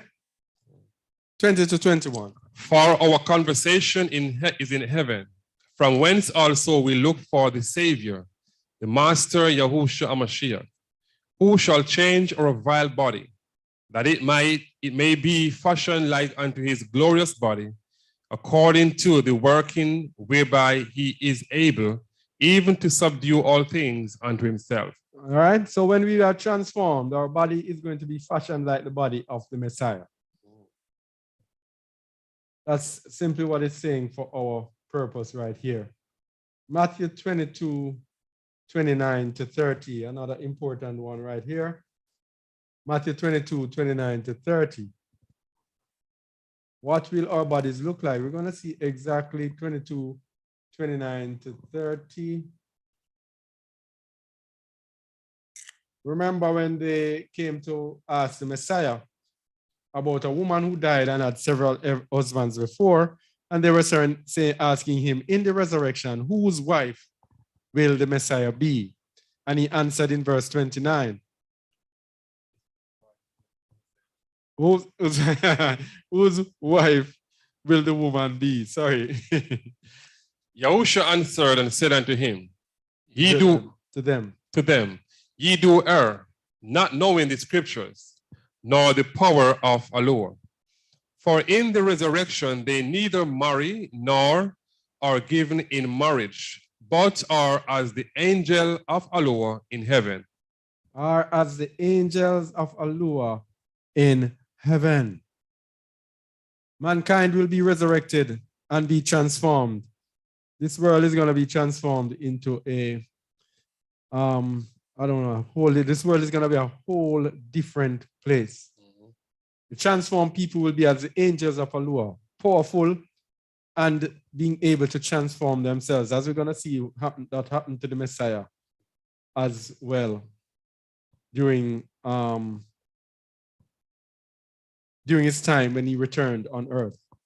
So what will the resurrected look like? Let's go to the book of 2nd Baruch and see. Start from verse 49, chapter 49. All right, it's there? Yeah, 49. Yeah. But further I ask you, O Yahuwah, the mighty one, and I shall ask free and Unmerited. Free and merited and pardon from you, who created all things. In which shape will the living live in your day? Or how will remain their splendor, which will be after that? Will they perhaps take again this present form, and will they put on the chain member which are in evil, and by which evil are accomplished?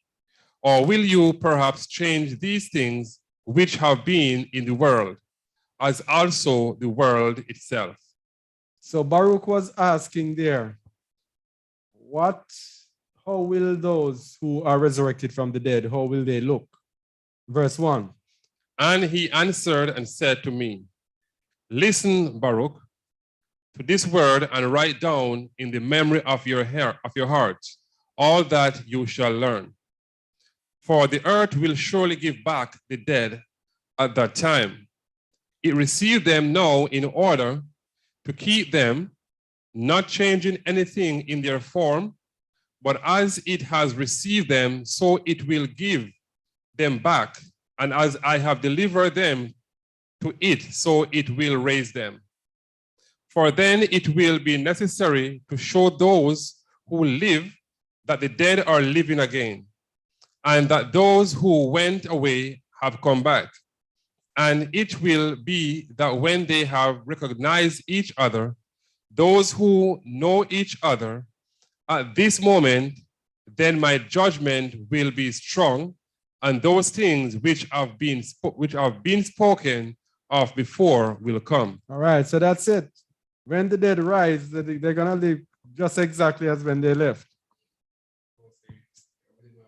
So you can know that it is the power of the Most High, that it's something supernatural. If they were changed, people would not believe. But a very important thing is going to happen, because they are going to look like that when they rise up. But then he says, after they have recognized each other, when they have recognized each other, his judgment will be strong. The people who rise are going to be able to transform themselves into different, to look differently after that, which you're going to see further on. This body change that we just read about, that when they were asking about whose wife will she be, and the Messiah said in verse 30, let's go back to it. In verse 30, he said, read verse 30, please. For in the resurrection, they neither marry nor are given in marriage, but are as the angel of Aloha in heaven. That's it. They are going to be like the angels. And just as the angels who, the lighting is poor. The angels are able to transform themselves. When the angels come to this earth, they don't have wings. The angels look like men, which is why the Apostle Sheol was saying that be careful how you entertain strangers, because you might be entertaining an angel. Mankind, those who are resurrected from the dead, will be able to transform themselves into whatever way they want to transform themselves. Yeah, where were we? All right. 50. What will the resurrected look like? All right, Second Baruch 2:49 or 51. Second Baruch 51. That's where I should be.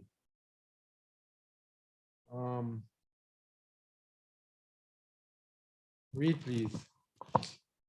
Scroll down back. And it will happen after this day, which I appointed, is over, that both the shape of those who are found to be guilty, as also the splendor of those who have proved to be righteous, will be changed. For the shape of those who now act wickedly will be made more evil than it is now, so that they shall suffer torment. Also, as for the honor and splendor of those who prove to be righteous on account or might of my Torah, those who possess intelligence in their life. All right, stop there. We're gonna see those who are righteous and how they qualify for righteousness. Also, as for the honor and splendor of those who prove to be righteous on account of my Torah, these are those who walk in obedience to his Torah, those who possess intelligence in their life. And remember, the Bible tells us, the word tells us that the wisdom of this world is foolishness unto Allah, and that he gives wisdom to those who fear him. This intelligence is speaking about his spiritual intelligence. Okay? Continue. And those who planted the root of wisdom in their heart, their honor and splendor will then be magnified by transformation, and the shape of their face will be changed into the light of their beauty, so that they may acquire and receive the undying world which is promised to them. All right, so the undying world, there is the everlasting life that is promised to them. They will be changed and transformed so that they can accept or walk in that world. Verse 4.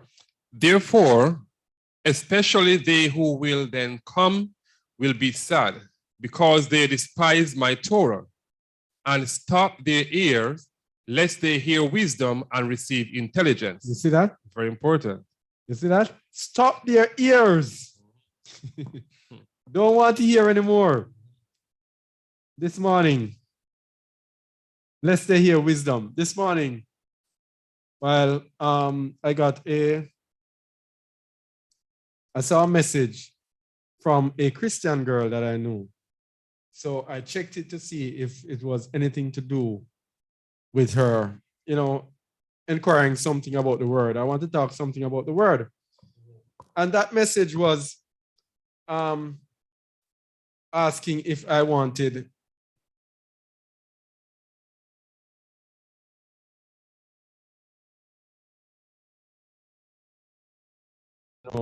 where is this?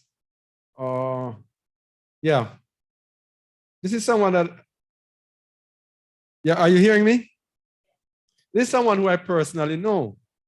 So I said to her, I responded that, let me see if I can say exactly the wording. Let me get it, please. Huh?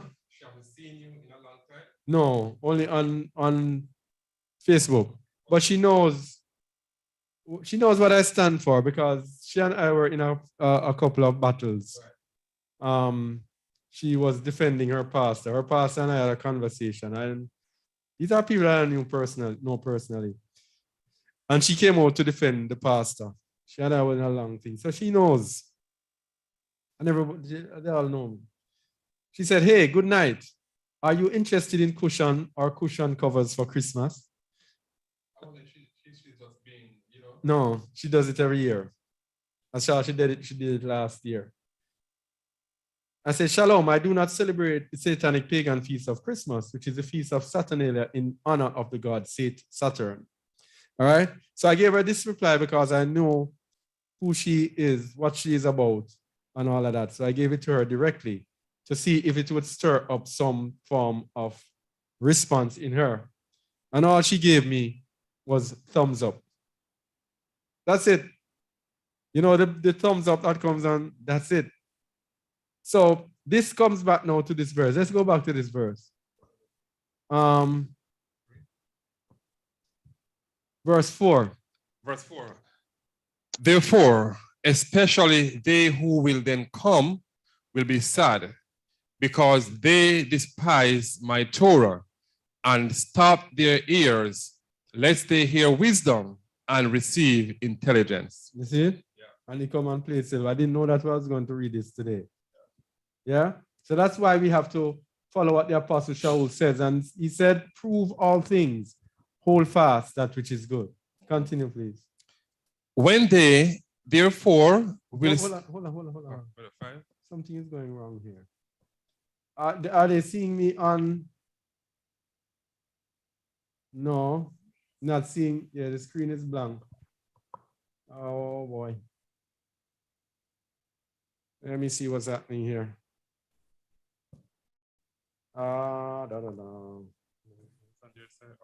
It came back up? No. Oh, okay. So I'll have to go and go back to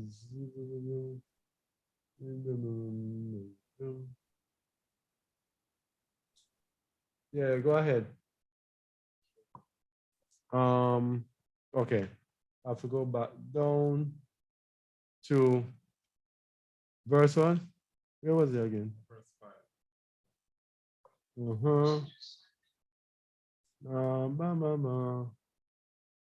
All right. So which verse is it? 5. I think we're going to do 5 now. Verse 5. All right. What do you want to come down some more? Yeah.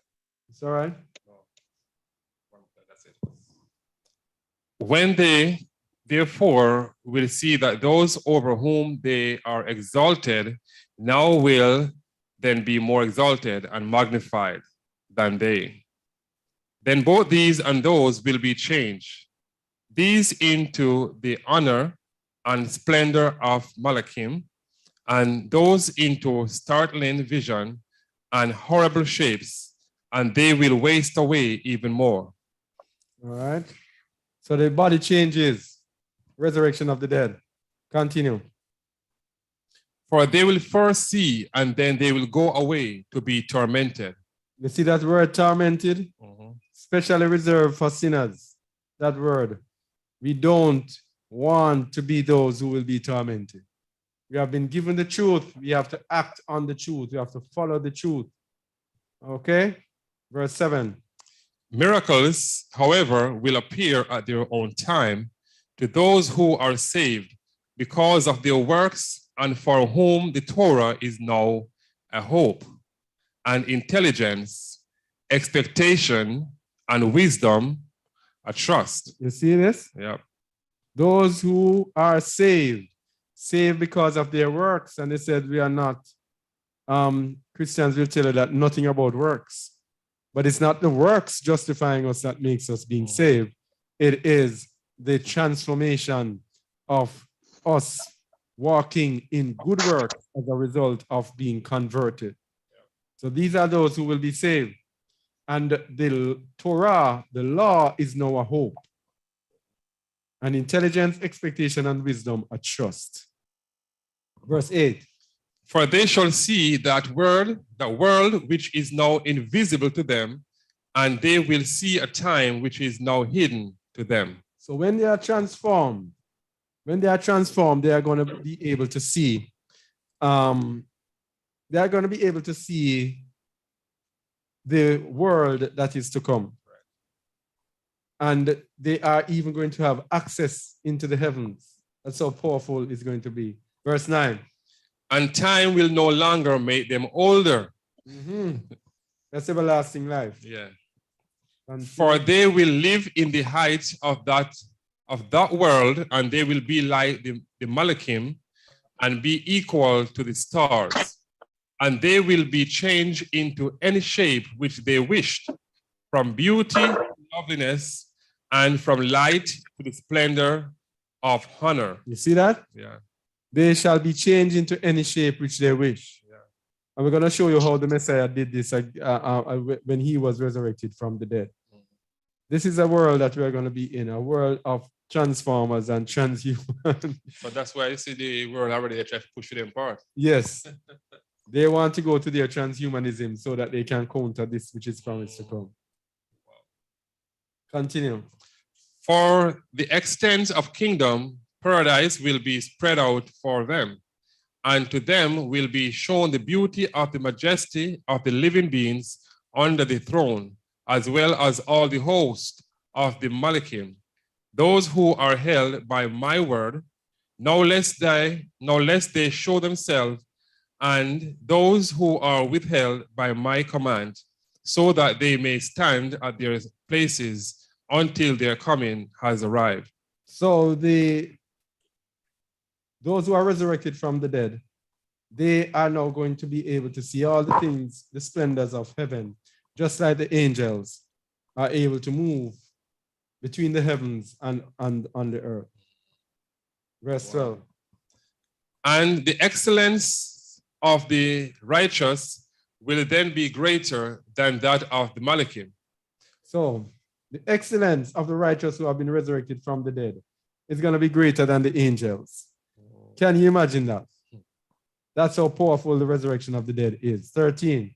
For the first will receive the last, those whom they expected, and the last, those of whom they had heard that they had gone away. For they have been saved from their world, from this world of affliction, and have put down the burden of anguishes, because of which men lost their life, and for what have those who were on the earth exchanged their soul? You see? Yeah. Continue. For a joke. Yeah, go on. Exchange their soul for a joke. Yeah. For once they chose for themselves that time which cannot pass away without afflictions, and they chose for themselves that time of which the end is full of lamentations and evil. See? This is what the righteous choose. I know. We don't choose a comfortable life. For righteousness' sake, our choice is a time full of lamentations and evil, crying and evil. Yeah? This is what comes on the people of the Most High. So when affliction and all of that comes upon us, then we celebrate that we are the children of the Most High. If we are continually living in this comfortable life and everything is just nice and comfortable for us, then it shows us then that we are the children of the devil and there is no eternal life in us. Continue. And they have denied the world that does not make those who come to it older. These are the people who have rejected the way of righteousness. They have denied the world that made those who come to it, that does not make those who come to it older. Right. And they have rejected the time which causes splendor, so that they are not coming to the splendor of which I spoke to you before. All right, so there's nothing in them about eternal life because they rejected it. Okay? All right, so what will the resurrected look like? Remember, we said that they were able to change their form, etc. So let's look at the hints in the New Testament. Mark 16:9-16. Mark 16:9-16.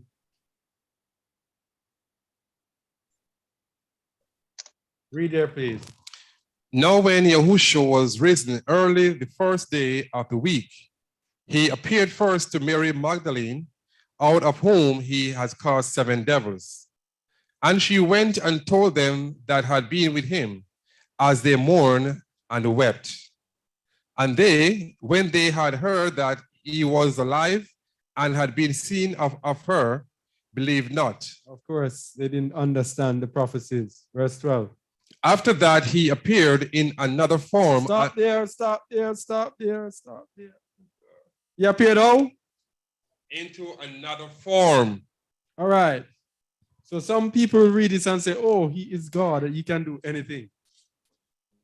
It's not because he's any God and can do anything. It's because he has resurrected from the dead.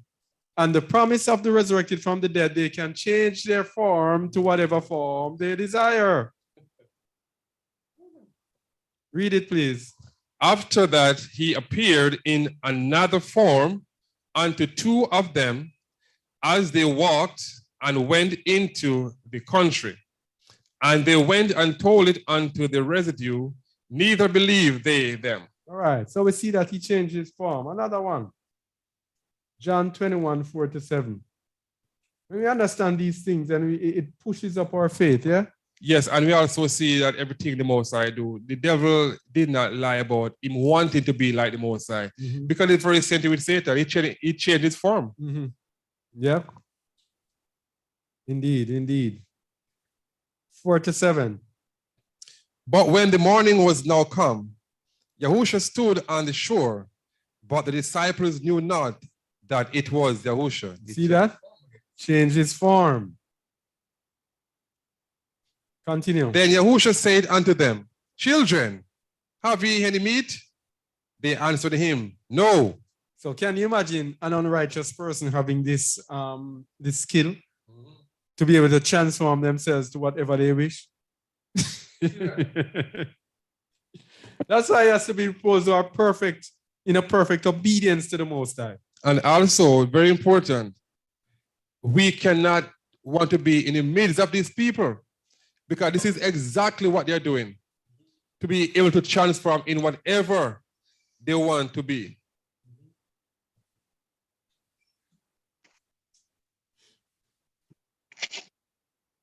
Yeah, so where are we now? Continue. 6. 5. 5. We just did 5. I'll do it again. Yeah. Then Yahusha said unto them, children, have ye any meat?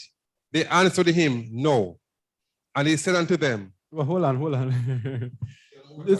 Children, have you any meat? The Messiah was 33 years old or thereabouts, they said. 32, 33, who knows? But thereabouts, and he was calling these big men children. So what if we come today and see a group of big men and say, yes. Yeah, they didn't, all they answered was no. Verse 6. Let me just get this part real quick. So scroll back down to 4 for me a little bit. So when 4, but when the morning was now come, Yahusha stood on the seashore, but the disciples knew not that it was him. So you see, so they don't know that the Messiah was the one who called to them. Yeah. So you see, even though they did not know it was the Messiah, they still accept being called children. Yes. You see that? Yeah. They still accept being called children. Yeah. They just say, no.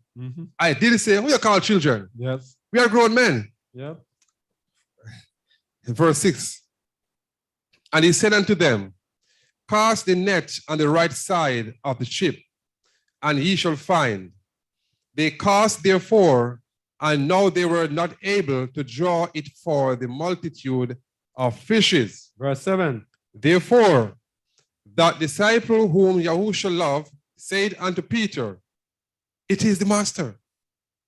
Now when Simon Peter heard that it was the master, he girt his fish's coat unto him, for he was naked, and did cast himself into the sea. So how did John know that it was the Messiah? Because the Messiah did this before, right? So that is how he knew. It wasn't because he recognized him, it's because of what he did. Continue. And the other disciples came in a little ship, for they were not far from land, but as it were 200 cubits, dragging the net with fishes. All right. Okay, so that's that. Proving that the form was changed. Dragging the net with fishes is verse what? Oh, go to verse 9 now. As soon then as they were come to land, they saw a fire of coals there, and fish lay thereon, and bread. Continue. Yahusha said unto them, bring of the fish which ye have now caught. Simon Peter went up and drew the net to land full of great fishes, 153. And for all there were so many, yet was not the net broken. Verse 12. Yahusha said unto them, come and dine. And none of the disciples just durst ask him, who art thou? Knowing that it was the master. You see that? They could not recognize him. All they did, they knew that it was him. So if he says, none of the disciples dared ask him, who art thou? That means the way he looked was not how he looked before. Verse 13. Yahusha then cometh and taketh bread and giveth them, and fish likewise. This is now the third time that Yahusha showed himself to his disciples after that he was risen from the dead. All right. And remember, we have another account again of the disciples who were walking and a man joined them and was speaking to them. And they did not know all the while that it was the Messiah. That's the third one. Okay, so that's the body change of the righteous, being able to change themselves in whatever way they wished. And we did this before, the body changes of the unrighteous. Did we do it? 51, 1 to 6? 1 to 6. I think that their bodies will be withered. Yes, we did it. 1 to 6. Yeah, we did that. Yeah, so the body changes of the righteous. There is a promise in the book of Jeremiah that in the new covenant we shall all know the Messiah. Before entering into the kingdom, there will be the resurrection of the dead, and the new covenant will be sealed. And this new covenant will be sealed when we all know Yahuwah. Jeremiah 31:34. Read it, please. And they shall teach no more every man his neighbor, and every man his brother, saying, know Yahuwah, for they shall all know me, from the least of them unto the greatest of them, saith Yahuwah. For I will forgive their iniquity, and I will remember their sin no more. So hear this. This is speaking about the Israelites. In verse 31 of Jeremiah 31, it says, he will make a new covenant. Let me get there. With the house of Israel and with the house of Yahudah. Let's go there because it's critical to connect these two to let you know that this is speaking to the children of Israel. This is referring to the children of Israel. They shall all know me. Read verse 31, please. Behold, the days come, saith Yahuwah, that I will make a new covenant with the house of Israel and with the house of Judah. So when it goes down here to verse 34, and it says, they shall teach no more every man his neighbor and every man his brother, saying, knowing Yahuwah, this is speaking to the house of Israel and the house of Judah. Read it again, please. Verse 34. And they shall teach no more every man his neighbor and every man his brother, saying, know Yahuwah, for they shall all know me, from the least of them unto the greatest of them, saith Yahuwah. For I will forgive their iniquity, and I will remember their sin no more. So, let's go back down to this. They shall all know me. When they are transformed, they shall know Yahuwah. Because as we said, they have access even unto paradise, even unto the heavenlies, just as the angels.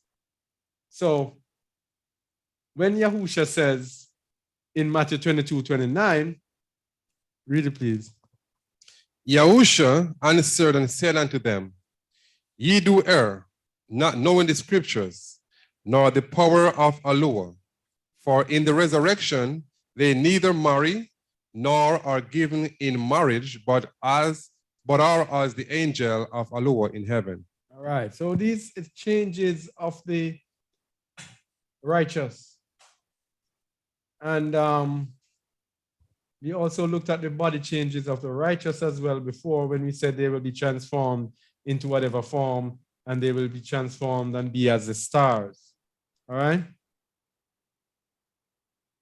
And we also looked already at the example of the Messiah, Yahusha. I think I had this duplicated. Okay. So what will happen to those? We have to now bring this now to the kingdom, the 1,000-year reign of the Messiah. What will happen after the resurrection of the dead? The resurrected elect will be priests in the kingdom. Now, we just read when it says, they shall all know me. The children of Israel will all know him. The elect of Israel, the remnant of Israel. These are from whom will be selected the priests. Now, the Gentiles will be spared on this earth. Let's go to the book of 2nd Baruch to show what will happen. Because if the resurrected elect will be priests, who will they be priests for? So let's go to 2nd Baruch. I think it's chapter 72. I think, let me see. Chapter 72. Let me see if I can find 72.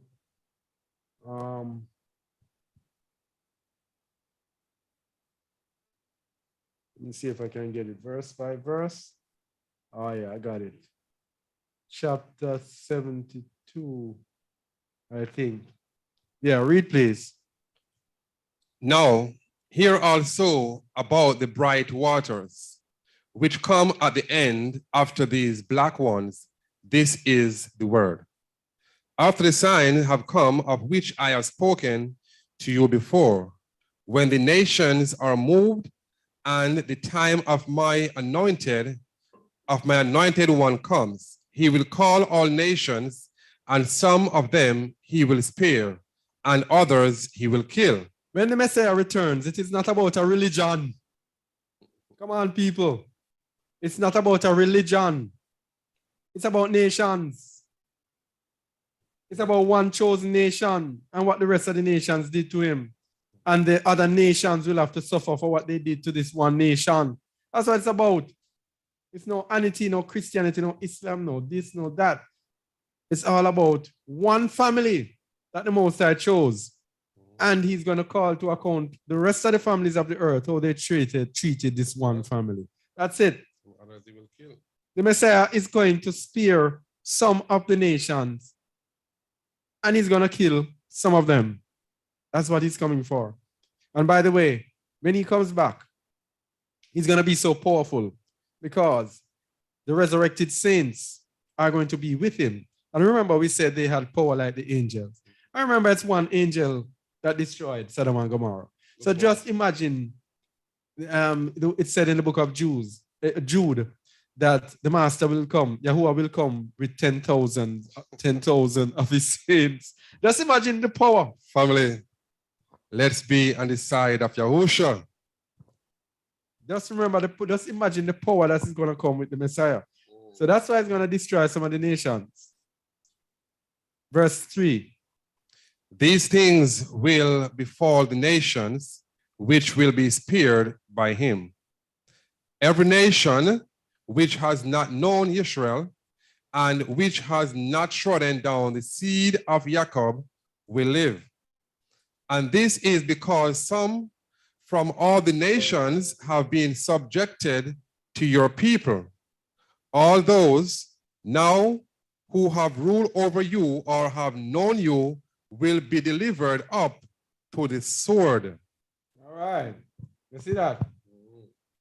So, here's what's happening now. What are we saying here? When the Messiah comes, he's going to destroy some nations and he's going to spare some. Every nation that molests our people, that doesn't treat our people good, he's going to destroy them.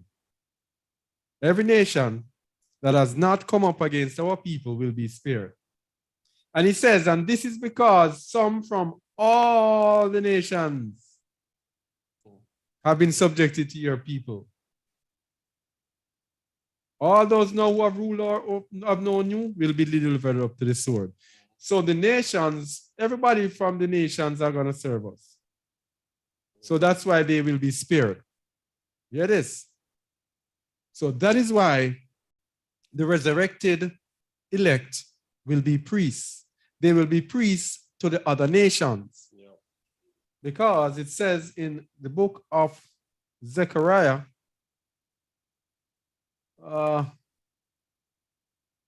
read verse 16. And it shall come to pass that everyone that is left of all the nations which came against Jerusalem shall even go up from year to year to worship the King, Yahweh of hosts, and to keep the feasts of tabernacles. All right. So those who are spared are going to keep the feast of tabernacles. And we know that is our feast. So that is why you have the priests, because the Most High is going to force the entire world to keep his feast. And if they don't do it, verse 17.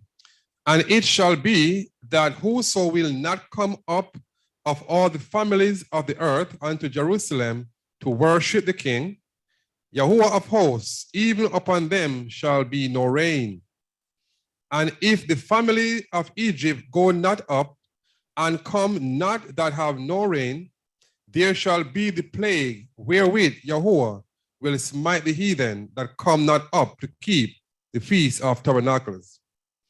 This shall be the punishment of Egypt, and the punishment of all nations that come not up to keep the feast of tabernacles. That's it.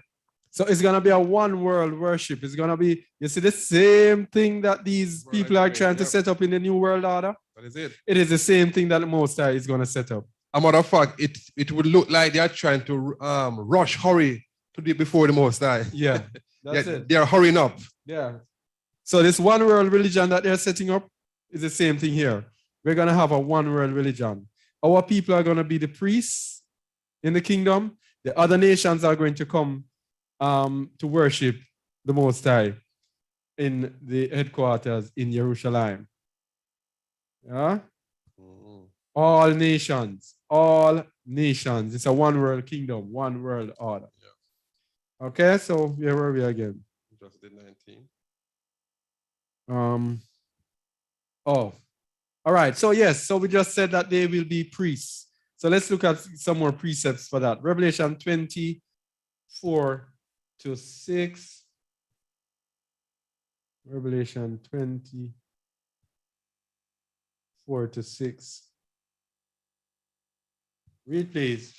And I saw thrones, and they sat upon them, and judgment was given unto them. And I saw the souls of them that were beheaded for the witness of Yahusha, and for the word of Allah, and which had not worshipped the beast, neither his image, neither had received his mark upon their foreheads or in their hands.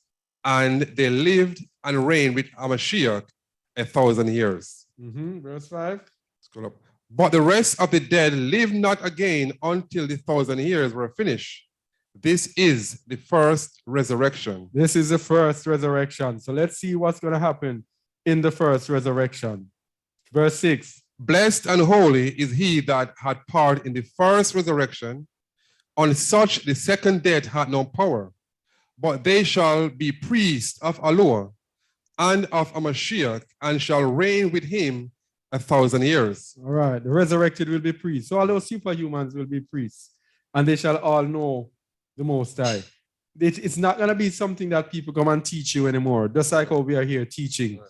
They are going to know just by being, they are going to be a part of it, so much a part of it, that they nothing will be revealed from them. Yeah? Right. But to reach to that stage, we have to attain unto a sort of humility, being brought down to zero, being willing to give up on this thing for that which is to come. Let us all deny ourselves, family. This is the first step to deny ourselves so we can be a part of it. And notice those who will be priests. Notice those who will be priests. They were beheaded. You see that? Yeah. No comfort zone there. they were beheaded. They did not worship the beast, neither his image, neither receive his mark upon their foreheads. These are those who are going to reign with Messiah 1,000 years. So we see here that the souls of them that were beheaded for the witness of Yahusha, many of us, let me put in, and for the word of Allah, Keeping the commandments and having the faith of Yahusha. and which had not worshipped the beast, and it goes on and on. The point I'm trying to make here, family, many of us are not even close to being beheaded, and we're giving up.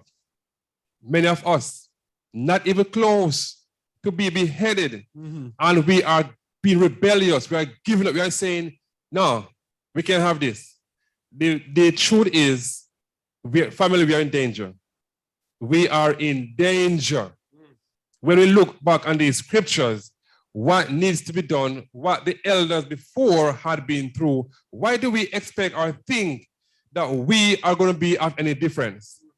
Why? Do you think we are special? We're wicked. We are a set of wicked people.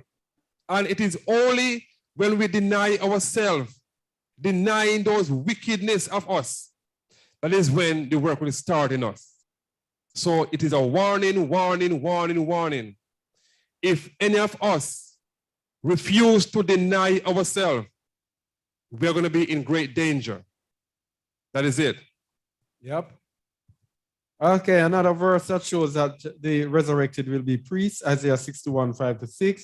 This is speaking now about, this is the gospel, the good news of salvation and what will happen. This shows you that those who, Isaiah 61, 5-6. Read, please. We've used this many times before. Read it, please.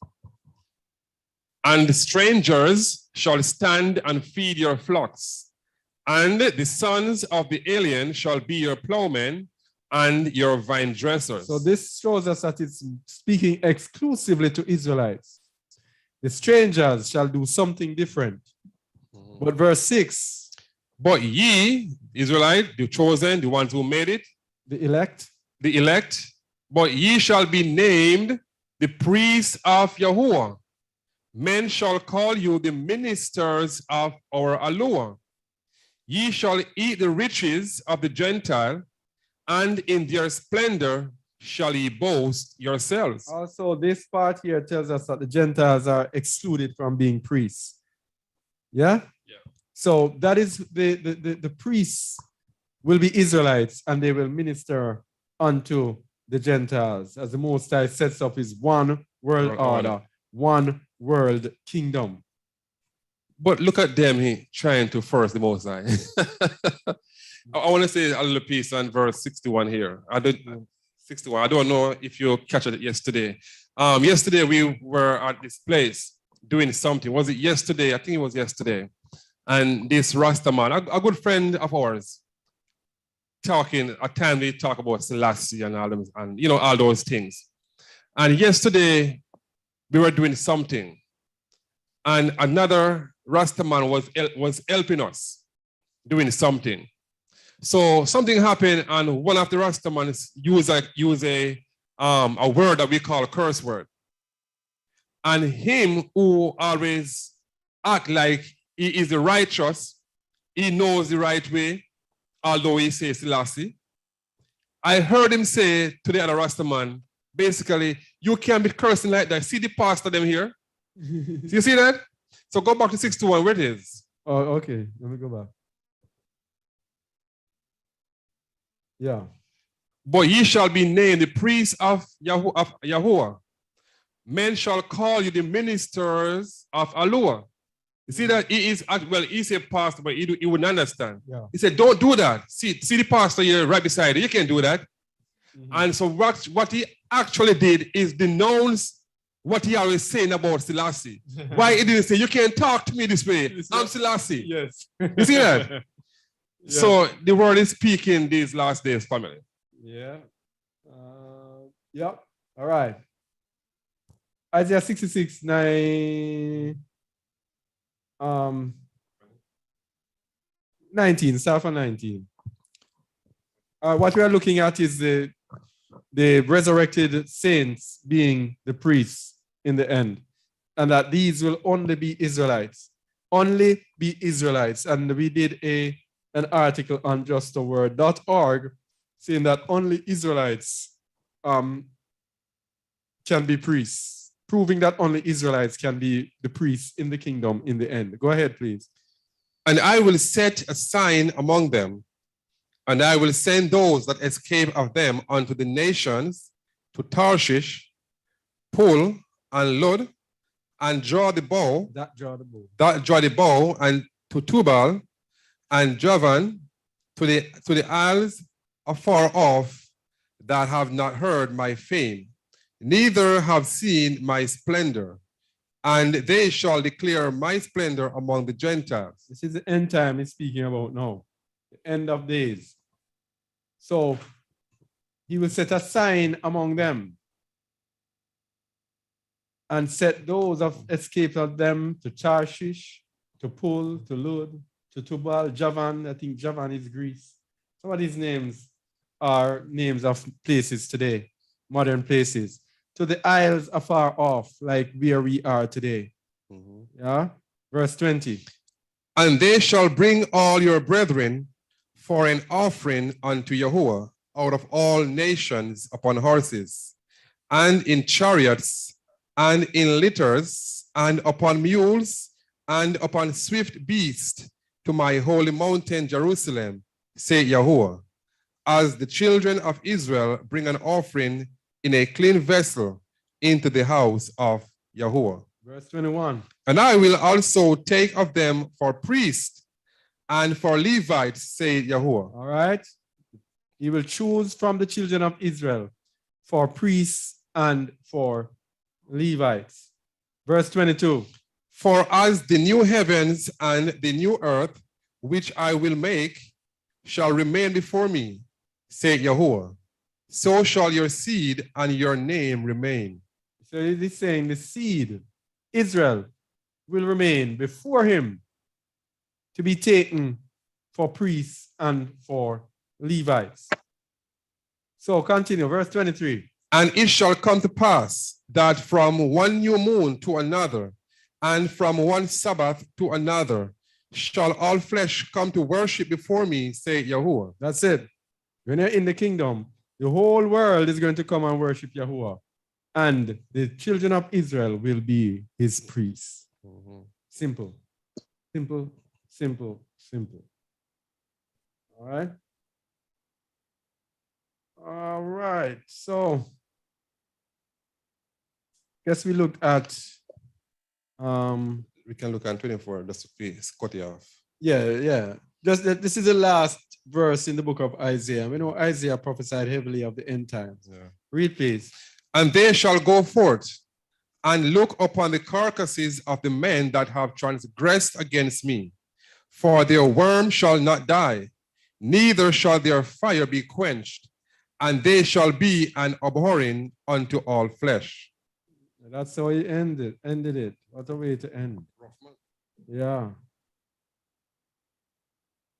Okay, so I think we looked at the first resurrection and the second death already, that those who partake in the first resurrection, which is the resurrection of the dead, will not have any part in the second death, and death and hell will be thrown in the lake of fire.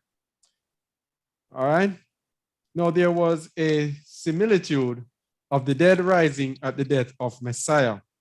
When the Messiah died, the graves were opened. The Most High gave a foretaste of what would happen, and the graves opened, and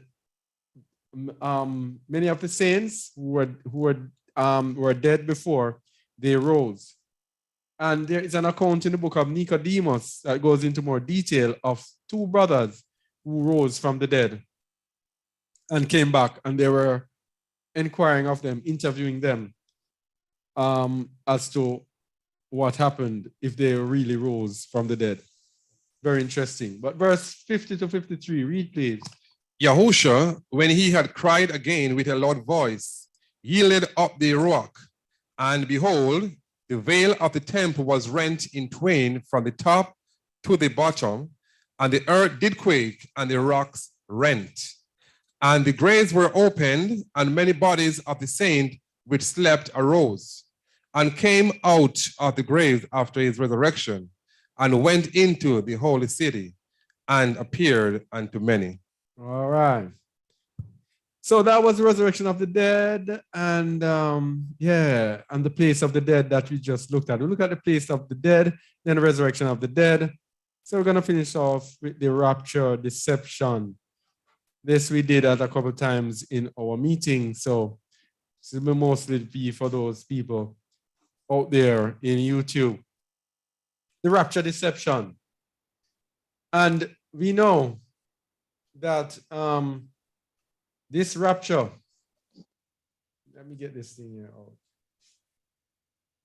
This rapture is probably the greatest deception we have here now, along with what the mark of the beast is. Because we have an entire religion of Christians who are taking the mark of the beast because they say they should not be here for the mark of the beast because they will be raptured away before the mark of the beast, and that they will not be here for tribulation because they will be raptured pre-tribulation. It is called the pre-tribulation rapture deception. So no matter what is happening, they believe that anything what is happening, it cannot be tribulation. Anything that is here cannot be mark of the beast because they should be away by this. And in so doing, they are actually condemning themselves to take the mark of the beast and not knowing. Yes? So why is it wrongly interpreted? Because of false religion. The world believes in this religion called Christianity, which was given to us by the Edomites, the enemies of the Most High, the ones who says he hates and he hates them.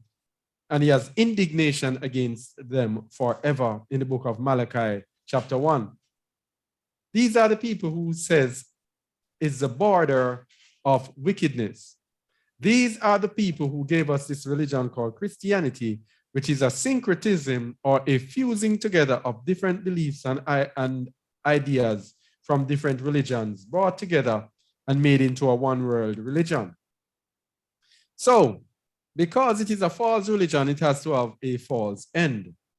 Because the true end is for the children of Israel to be gathered and to be empowered. Their end cannot be the same as the Most High. It has to be different. And so they have come up with twisting the verses and have come up with them being carried away to heaven before the tribulation comes on. These are Edomites who must pay for what they have done. These are the children of the oppressors, those that had us in slavery. They are saying that before tribulation comes, they themselves are going to be snatched away. And the rest of us who they have persecuted for hundreds of years are going to be left to suffer in tribulation. This is a huge lie. All right? And another reason for them having a false understanding is hiding Yasharal, hiding the people of the Most High. In the book of Psalms, chapter 83, it tells us that they said they want to wipe out the name of Yasharal, that the name of Israel be not named. So this is what their religion aims to do. Forget about the heritage of Israel. Hide Israel. Let it be that it is nothing about Israel, because the end time is about the gathering back of Israel. So they cannot partake of that. So they come up with this rapture being snatched away. And so those who refuse to believe the truth are held in a strong delusion to believe a lie. And that lie, of course, is very, very critical and very expensive in these days, because it's taking away souls of men who blankly refuse, and they even mock that we are not going to be here for the tribulation. This is not any mark of the beast. This is not any time for any tribulation. We're not going to be here. All right? So let's look at the scriptures now. Jude 1, 14 to 23. Jude 1, 14 to 23. Read, please. And Enoch also, the seventh from Adam, prophesies to these, saying, Behold, Yahuwah cometh with 10,000s of his saints, to execute judgment upon all, and to convince all that are ungodly among them of all their ungodly deeds, which they have ungodly committed, and of all their hard speeches which ungodly sinners have spoken against him. These are murmurers, complainers, walking after their own lust, and their mouth speaketh great swelling words, having men's persons in admiration because of advantage. All right. So the Messiah is coming back. Yahuwah is coming back through the Messiah, through whom he reconciles the world unto himself. He'll be coming back through the Messiah to execute judgment on the ungodly. So, verse 16 tells us the nature of the sinners. These are what? Murmurers. Hey, murmurers. You don't want to be in this position. You don't want to be a murmurer. When the Most High speaks his word and when he speaks through his chosen, you are murmuring and doing what? Complaining. And doing what? Walking after their own lust. Man. Continue. And their mouth speaketh great swelling words, having men's persons in admiration because of advantage. Admiring people because of what they can do for you. Verse 17. But, beloved, remember ye the words which were spoken before of the apostles of our Master Yahusha Mashiach, how that they told you there should be mockers in the last time, who should walk after their own ungodly lust. All right. So what we're doing here, we're showing that the Messiah is coming back, but we're just giving a little broader here. This is kind of off topic, but it's very important that we know this. Walk after their own ungodly lusts. Verse 19. These be they who separate themselves sensually, having not the Spirit. Man. What do they do? These be they who separate themselves sensual, having not the Spirit. Oh boy. Verse 20. But he, beloved, building up yourselves on your most holy faith, praying in the Holy Spirit. Keep yourselves in the love of Allah, looking for the mercy of our Master Yahusha Mashiach unto eternal life. Mm-hmm. And of some have compassion, making a difference, and others save with fear, pulling them out of the fire, hating even the garment spotted by the flesh. Oh boy. Hating the garment spotted By the flesh. I mean everything fleshy, everything earthy. Yeah. Even the garment that is spotted by the flesh. You hear it. Wow. Man. All right. The rapture deception. 2 Thessalonians 1, 3-10. 2 Thessalonians 1, 3-10. Read, please. We are bound to thank Allah always for you, brethren, as it is meet, because that your faith groweth exceedingly, and the charity of every one of you all toward each other aboundeth. All right, there's a perfect assembly. When our faith grows exceedingly, and the love of everyone toward each other abounds. Without this in an assembly, you're looking for a disaster. Yeah, abounds means moving from strength to strength. Verse 4.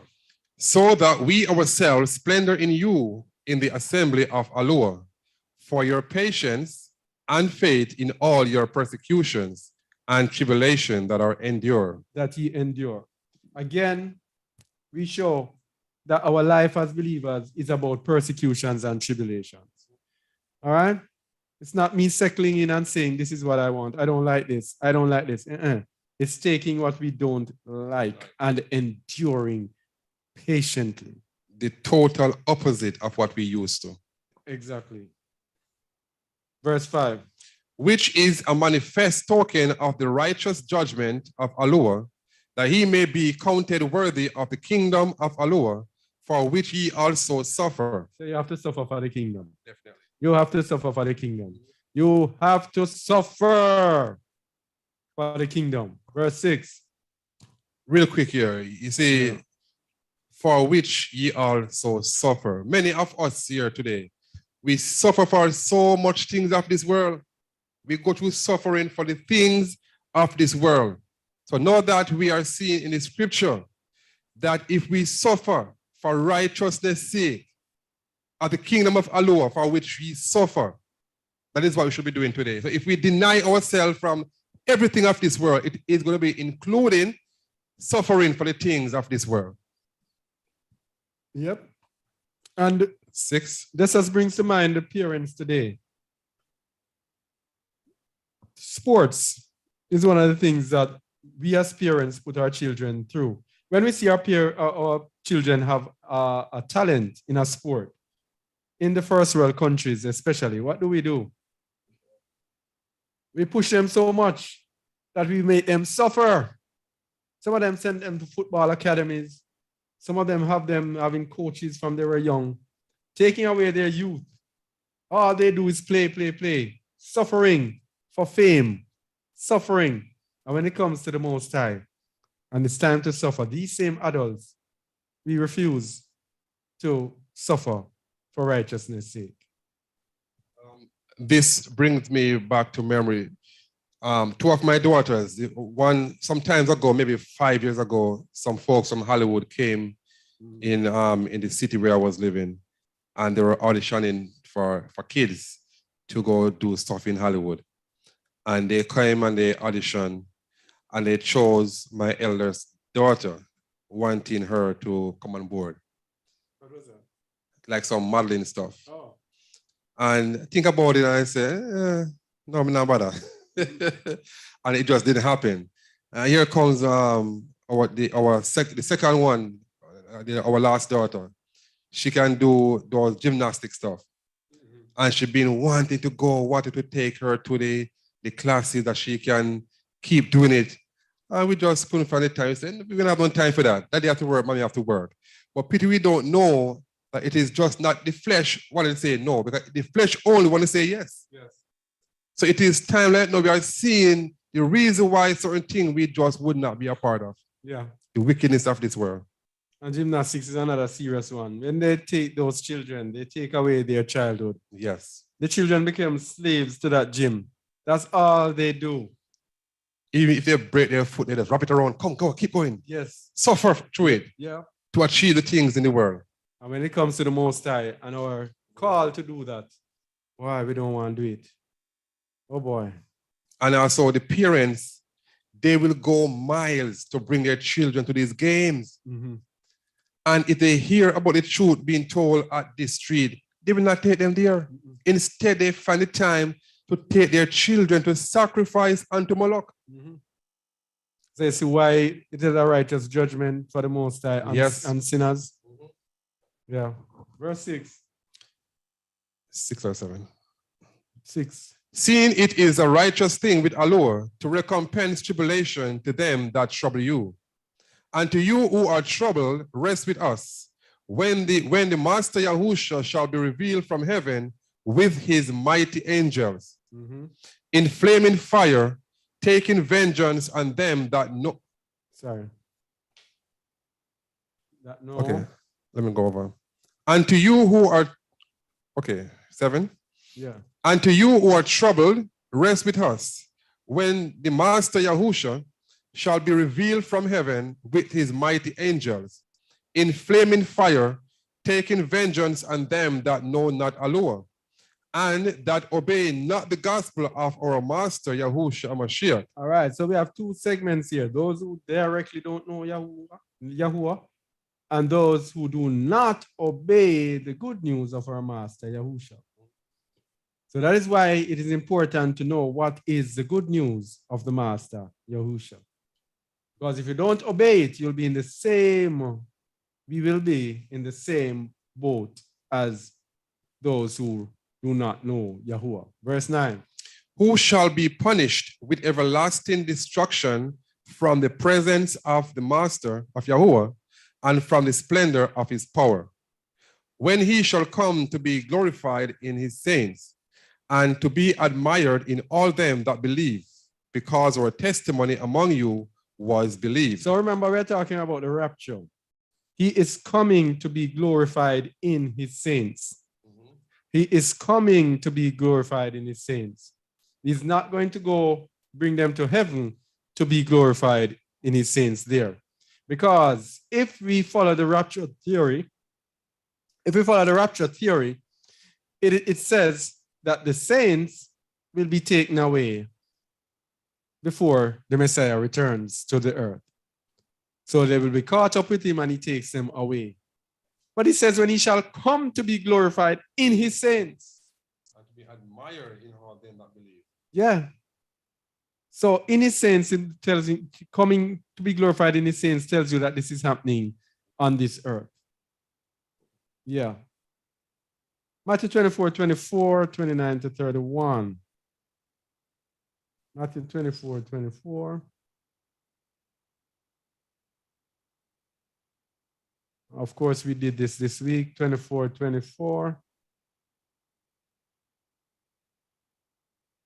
They say they're going to have a pre-tribulation rapture.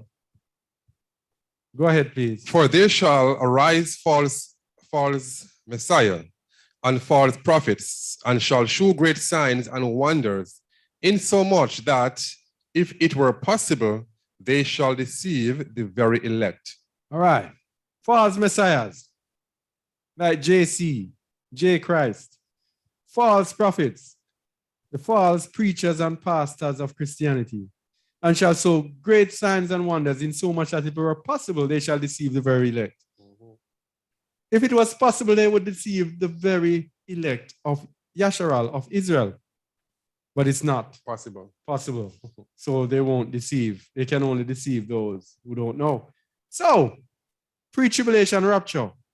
The Christians say they will be taken away before the tribulation and brought to heaven. Verse 29. Immediately after the tribulation of those days. Immediately after the tribulation. Of those. Okay, go ahead. Yeah. Continue. Yeah. Of those days. Could you please mute Brother El Pedro? I repeat. Immediately after the tribulation. Again. Brother El Pedro, could you please mute? Of those days shall the sun be darkened, and the moon shall not give her light, and the stars shall fall from heaven, and the powers of the heavens shall be shaken. And then shall appear the sign of the Son of Man in heaven, and then shall all the tribes of the earth mourn, and they shall see the Son of Man coming in the clouds of heaven with power and great splendor. All right. Immediately after the tribulation, that's when they shall see the Son of Man coming. After. In the clouds of heaven, after the tribulation, not pre-tribulation. Pre-tribulation rapture is suicidal, and that is what is getting people to take the mark of the beast more than anything else in this world. All the tribes of the earth shall mourn. All the tribes. Tribes here means families, I think. Where is it? 24. And then shall up all the tribes. 5443. Race. Kindred. So all the races of the earth, except one nation of people, are going to mourn. All the races of the earth. And you see, they hide tribes. They could have put all the races of the earth. But you know, yeah. Shall see the Son of Man coming in the clouds of heaven with power and great splendor. And why shall all the tribes of the earth mourn? Because they are going to see a black man coming. That's it. They are going to see the black man coming and see this black man exalted to everything. And then they are going to mourn. Why are they going to mourn? Because of what they have done to the same black man throughout their time. Yep. They'll be like, wow, man. It's the same thing in Terrestrial 7. When they see who will judge them, they go Yes. shame. And then in Revelation, in Wisdom of Solomon 14, when it says the strange salvation. Let's look at it. The strange salvation. Are these they who have where are we now? Wisdom of Solomon 4. No. Is it 5? No. I think it was 5. Let me get 5. Wisdom of Solomon 5. Yes. Read, please. Then shall the righteous man stand in great boldness before the face of such as have afflicted him, and made no account of his labors. Made no account of his labors, had him in slavery. All right. Verse 2. When they see it, they shall be troubled with terrible fear, and shall be amazed at the strangeness of his salvation, so far beyond all that they look for. This is the same reason they are going to mourn when the Messiah comes. Yeah. Verse 3. And they repenting and groaning for anguish of spirit shall say within themselves, this was he whom we had sometimes in derision and a proverb of reproach. We fools accounted his life madness and his end to be without honor. How is he numbered among the children of Allah, and his lot is among the saints. So the majority of the world will be looking for, the Western world will be looking for a white Messiah. Those in, I think the Buddhists will be looking for Maitreya. All of these Messiahs are not white, are not black, rather. And the children of Yahusha, the set apart Hebrews, will be looking for their black savior. And so the earth will mourn when they see the Son of Man coming. But very importantly, what will happen when he comes? Verse 31. And he shall send his angel with a great sound of a trumpet, and they shall gather together his elect from the four winds, from one end of heaven to the other. So what is this now? He is coming. He is coming. Where is it? The Son of Man coming. And then he's gathering his elect right here from one end of the other. This is what they call the rapture.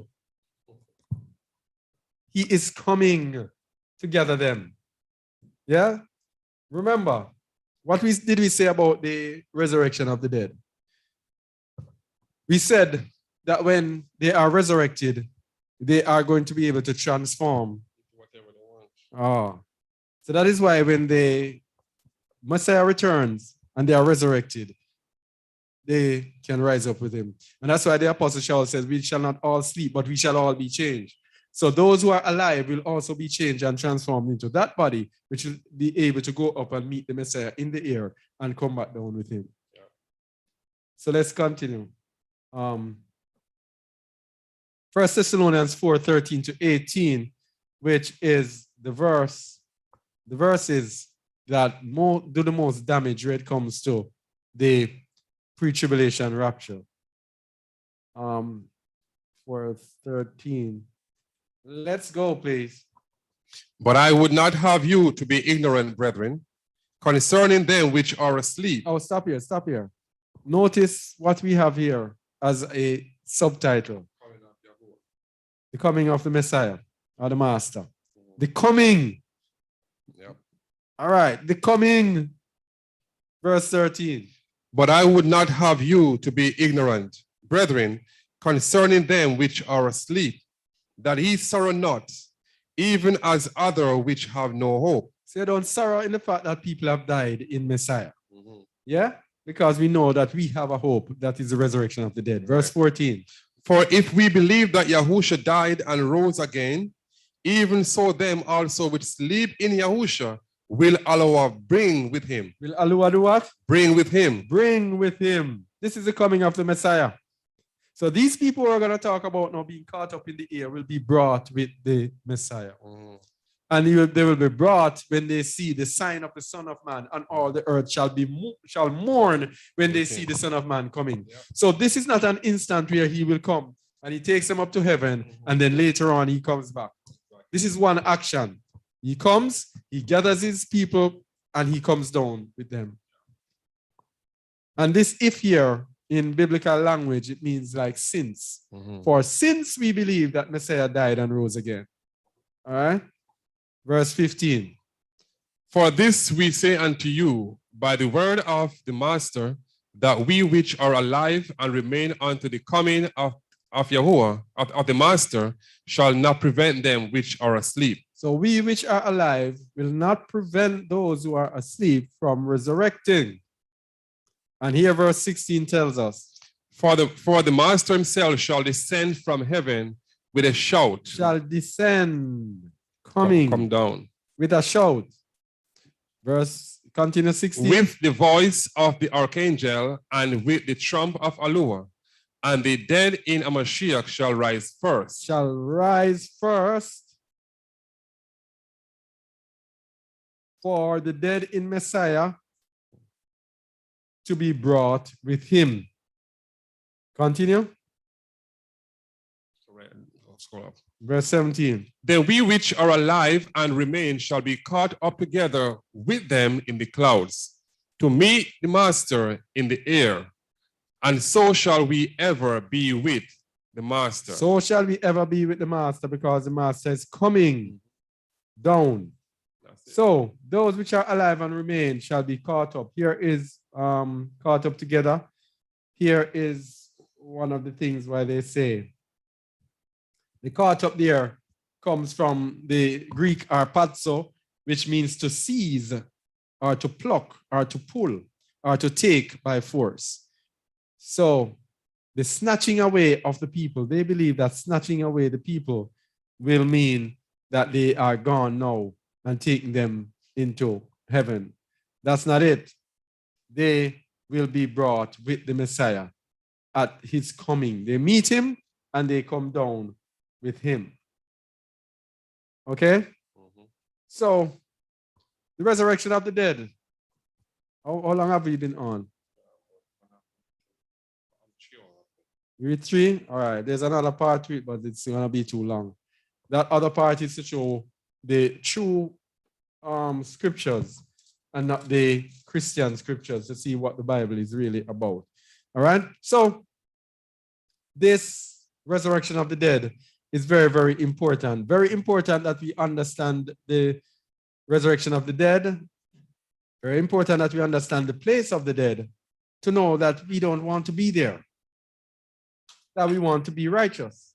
Very important that we understand the resurrection of the dead, that we strive after righteousness, so that we attain unto eternal life. Very important that we understand the resurrection of the dead, to see its importance as it relates to faith, as it connects to faith, believing, to believe unto death, because you know that when you die, if you die for righteousness' sake, when you die, that you will be given the opportunity, or you will have the opportunity to live forever, to be like the brightness of the stars, to be joyful, and to give away or be taken away from this wicked world, and to live in an existence that is surreal. Yeah? So we did that to show the true resurrection of the dead, and then we looked at the rapture deception. We just did a little sketch of the rapture. Didn't go too deep into it, because it is so simple to understand from those verses. What we have what we have with the misunderstanding of the rapture is when people pull different verses from all over the place that appear to be saying something else. But you have to use precepts to show exactly what is going to happen. All right? So only hope this helped someone. I hope it will help us in our faith. Hope we learn something that will stay with us forever, that we should pay attention to the resurrection of the dead, so as to build up our faith. And in building our faith and be willing to suffer for righteousness' sake, then we can attain unto the resurrection of the dead. It's not a stroll in the park. You don't achieve unto resurrection of the dead by living a comfortable life. It is attained through struggles, striving, persecution, trials, tribulations, all sorts of negativity. That's how you attain unto the resurrection of the dead, and that is how you attain unto eternal life. If you seek to go and do it through any other way, then you are like a thief going through the wrong door. As the Messiah said, if you don't go through the door, then you are a thief. So we cannot set our own standards. We cannot do our own thing. We have to just follow the way and follow the path that is laid before us and follow the way that the Most High has led us. And it's not going to be in a comfort zone. If you are being led into a comfortable life, incident-free, nice, tranquil life, then trust me, it goes against everything that the word says. All right? Anything, Brother Mahar? Very brief today, just family, YouTube land. Let us die to this world that we may live even after we die. Let us focus on denying ourselves daily. That's all I have for today. All right. Brother Shamuel, you have anything to say? Is he there? Yes. Yeah. Yeah, bro. Yeah, bro, can you hear me? Yeah, I can hear you. Just it was a great teaching to edify all of us. I appreciated it.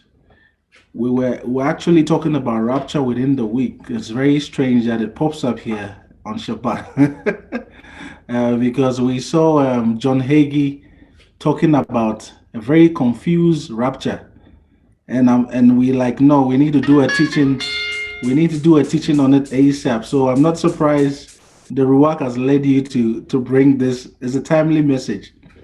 So thank you very much. Thank you very much, brother. Thank you very much. It is well noted. I've learned so much from it. All right. All right. So thank you for watching here on all those in YouTube. All right. This is Kazak Aliyahu Yasharal, along with my co-host Mahar Kuhn, presenting to you this day truth about the rapture, the resurrection of the dead, and the return of the Messiah. Please like if you like, share if you care, comment if you will, and just put the word out there. Share with others, and so that our channel can reach to those to whom it will reach or can reach or should reach, rather. All right? So thank you for watching, and until next time, have a great Shabbat. Shalom, everyone over there in YouTube land.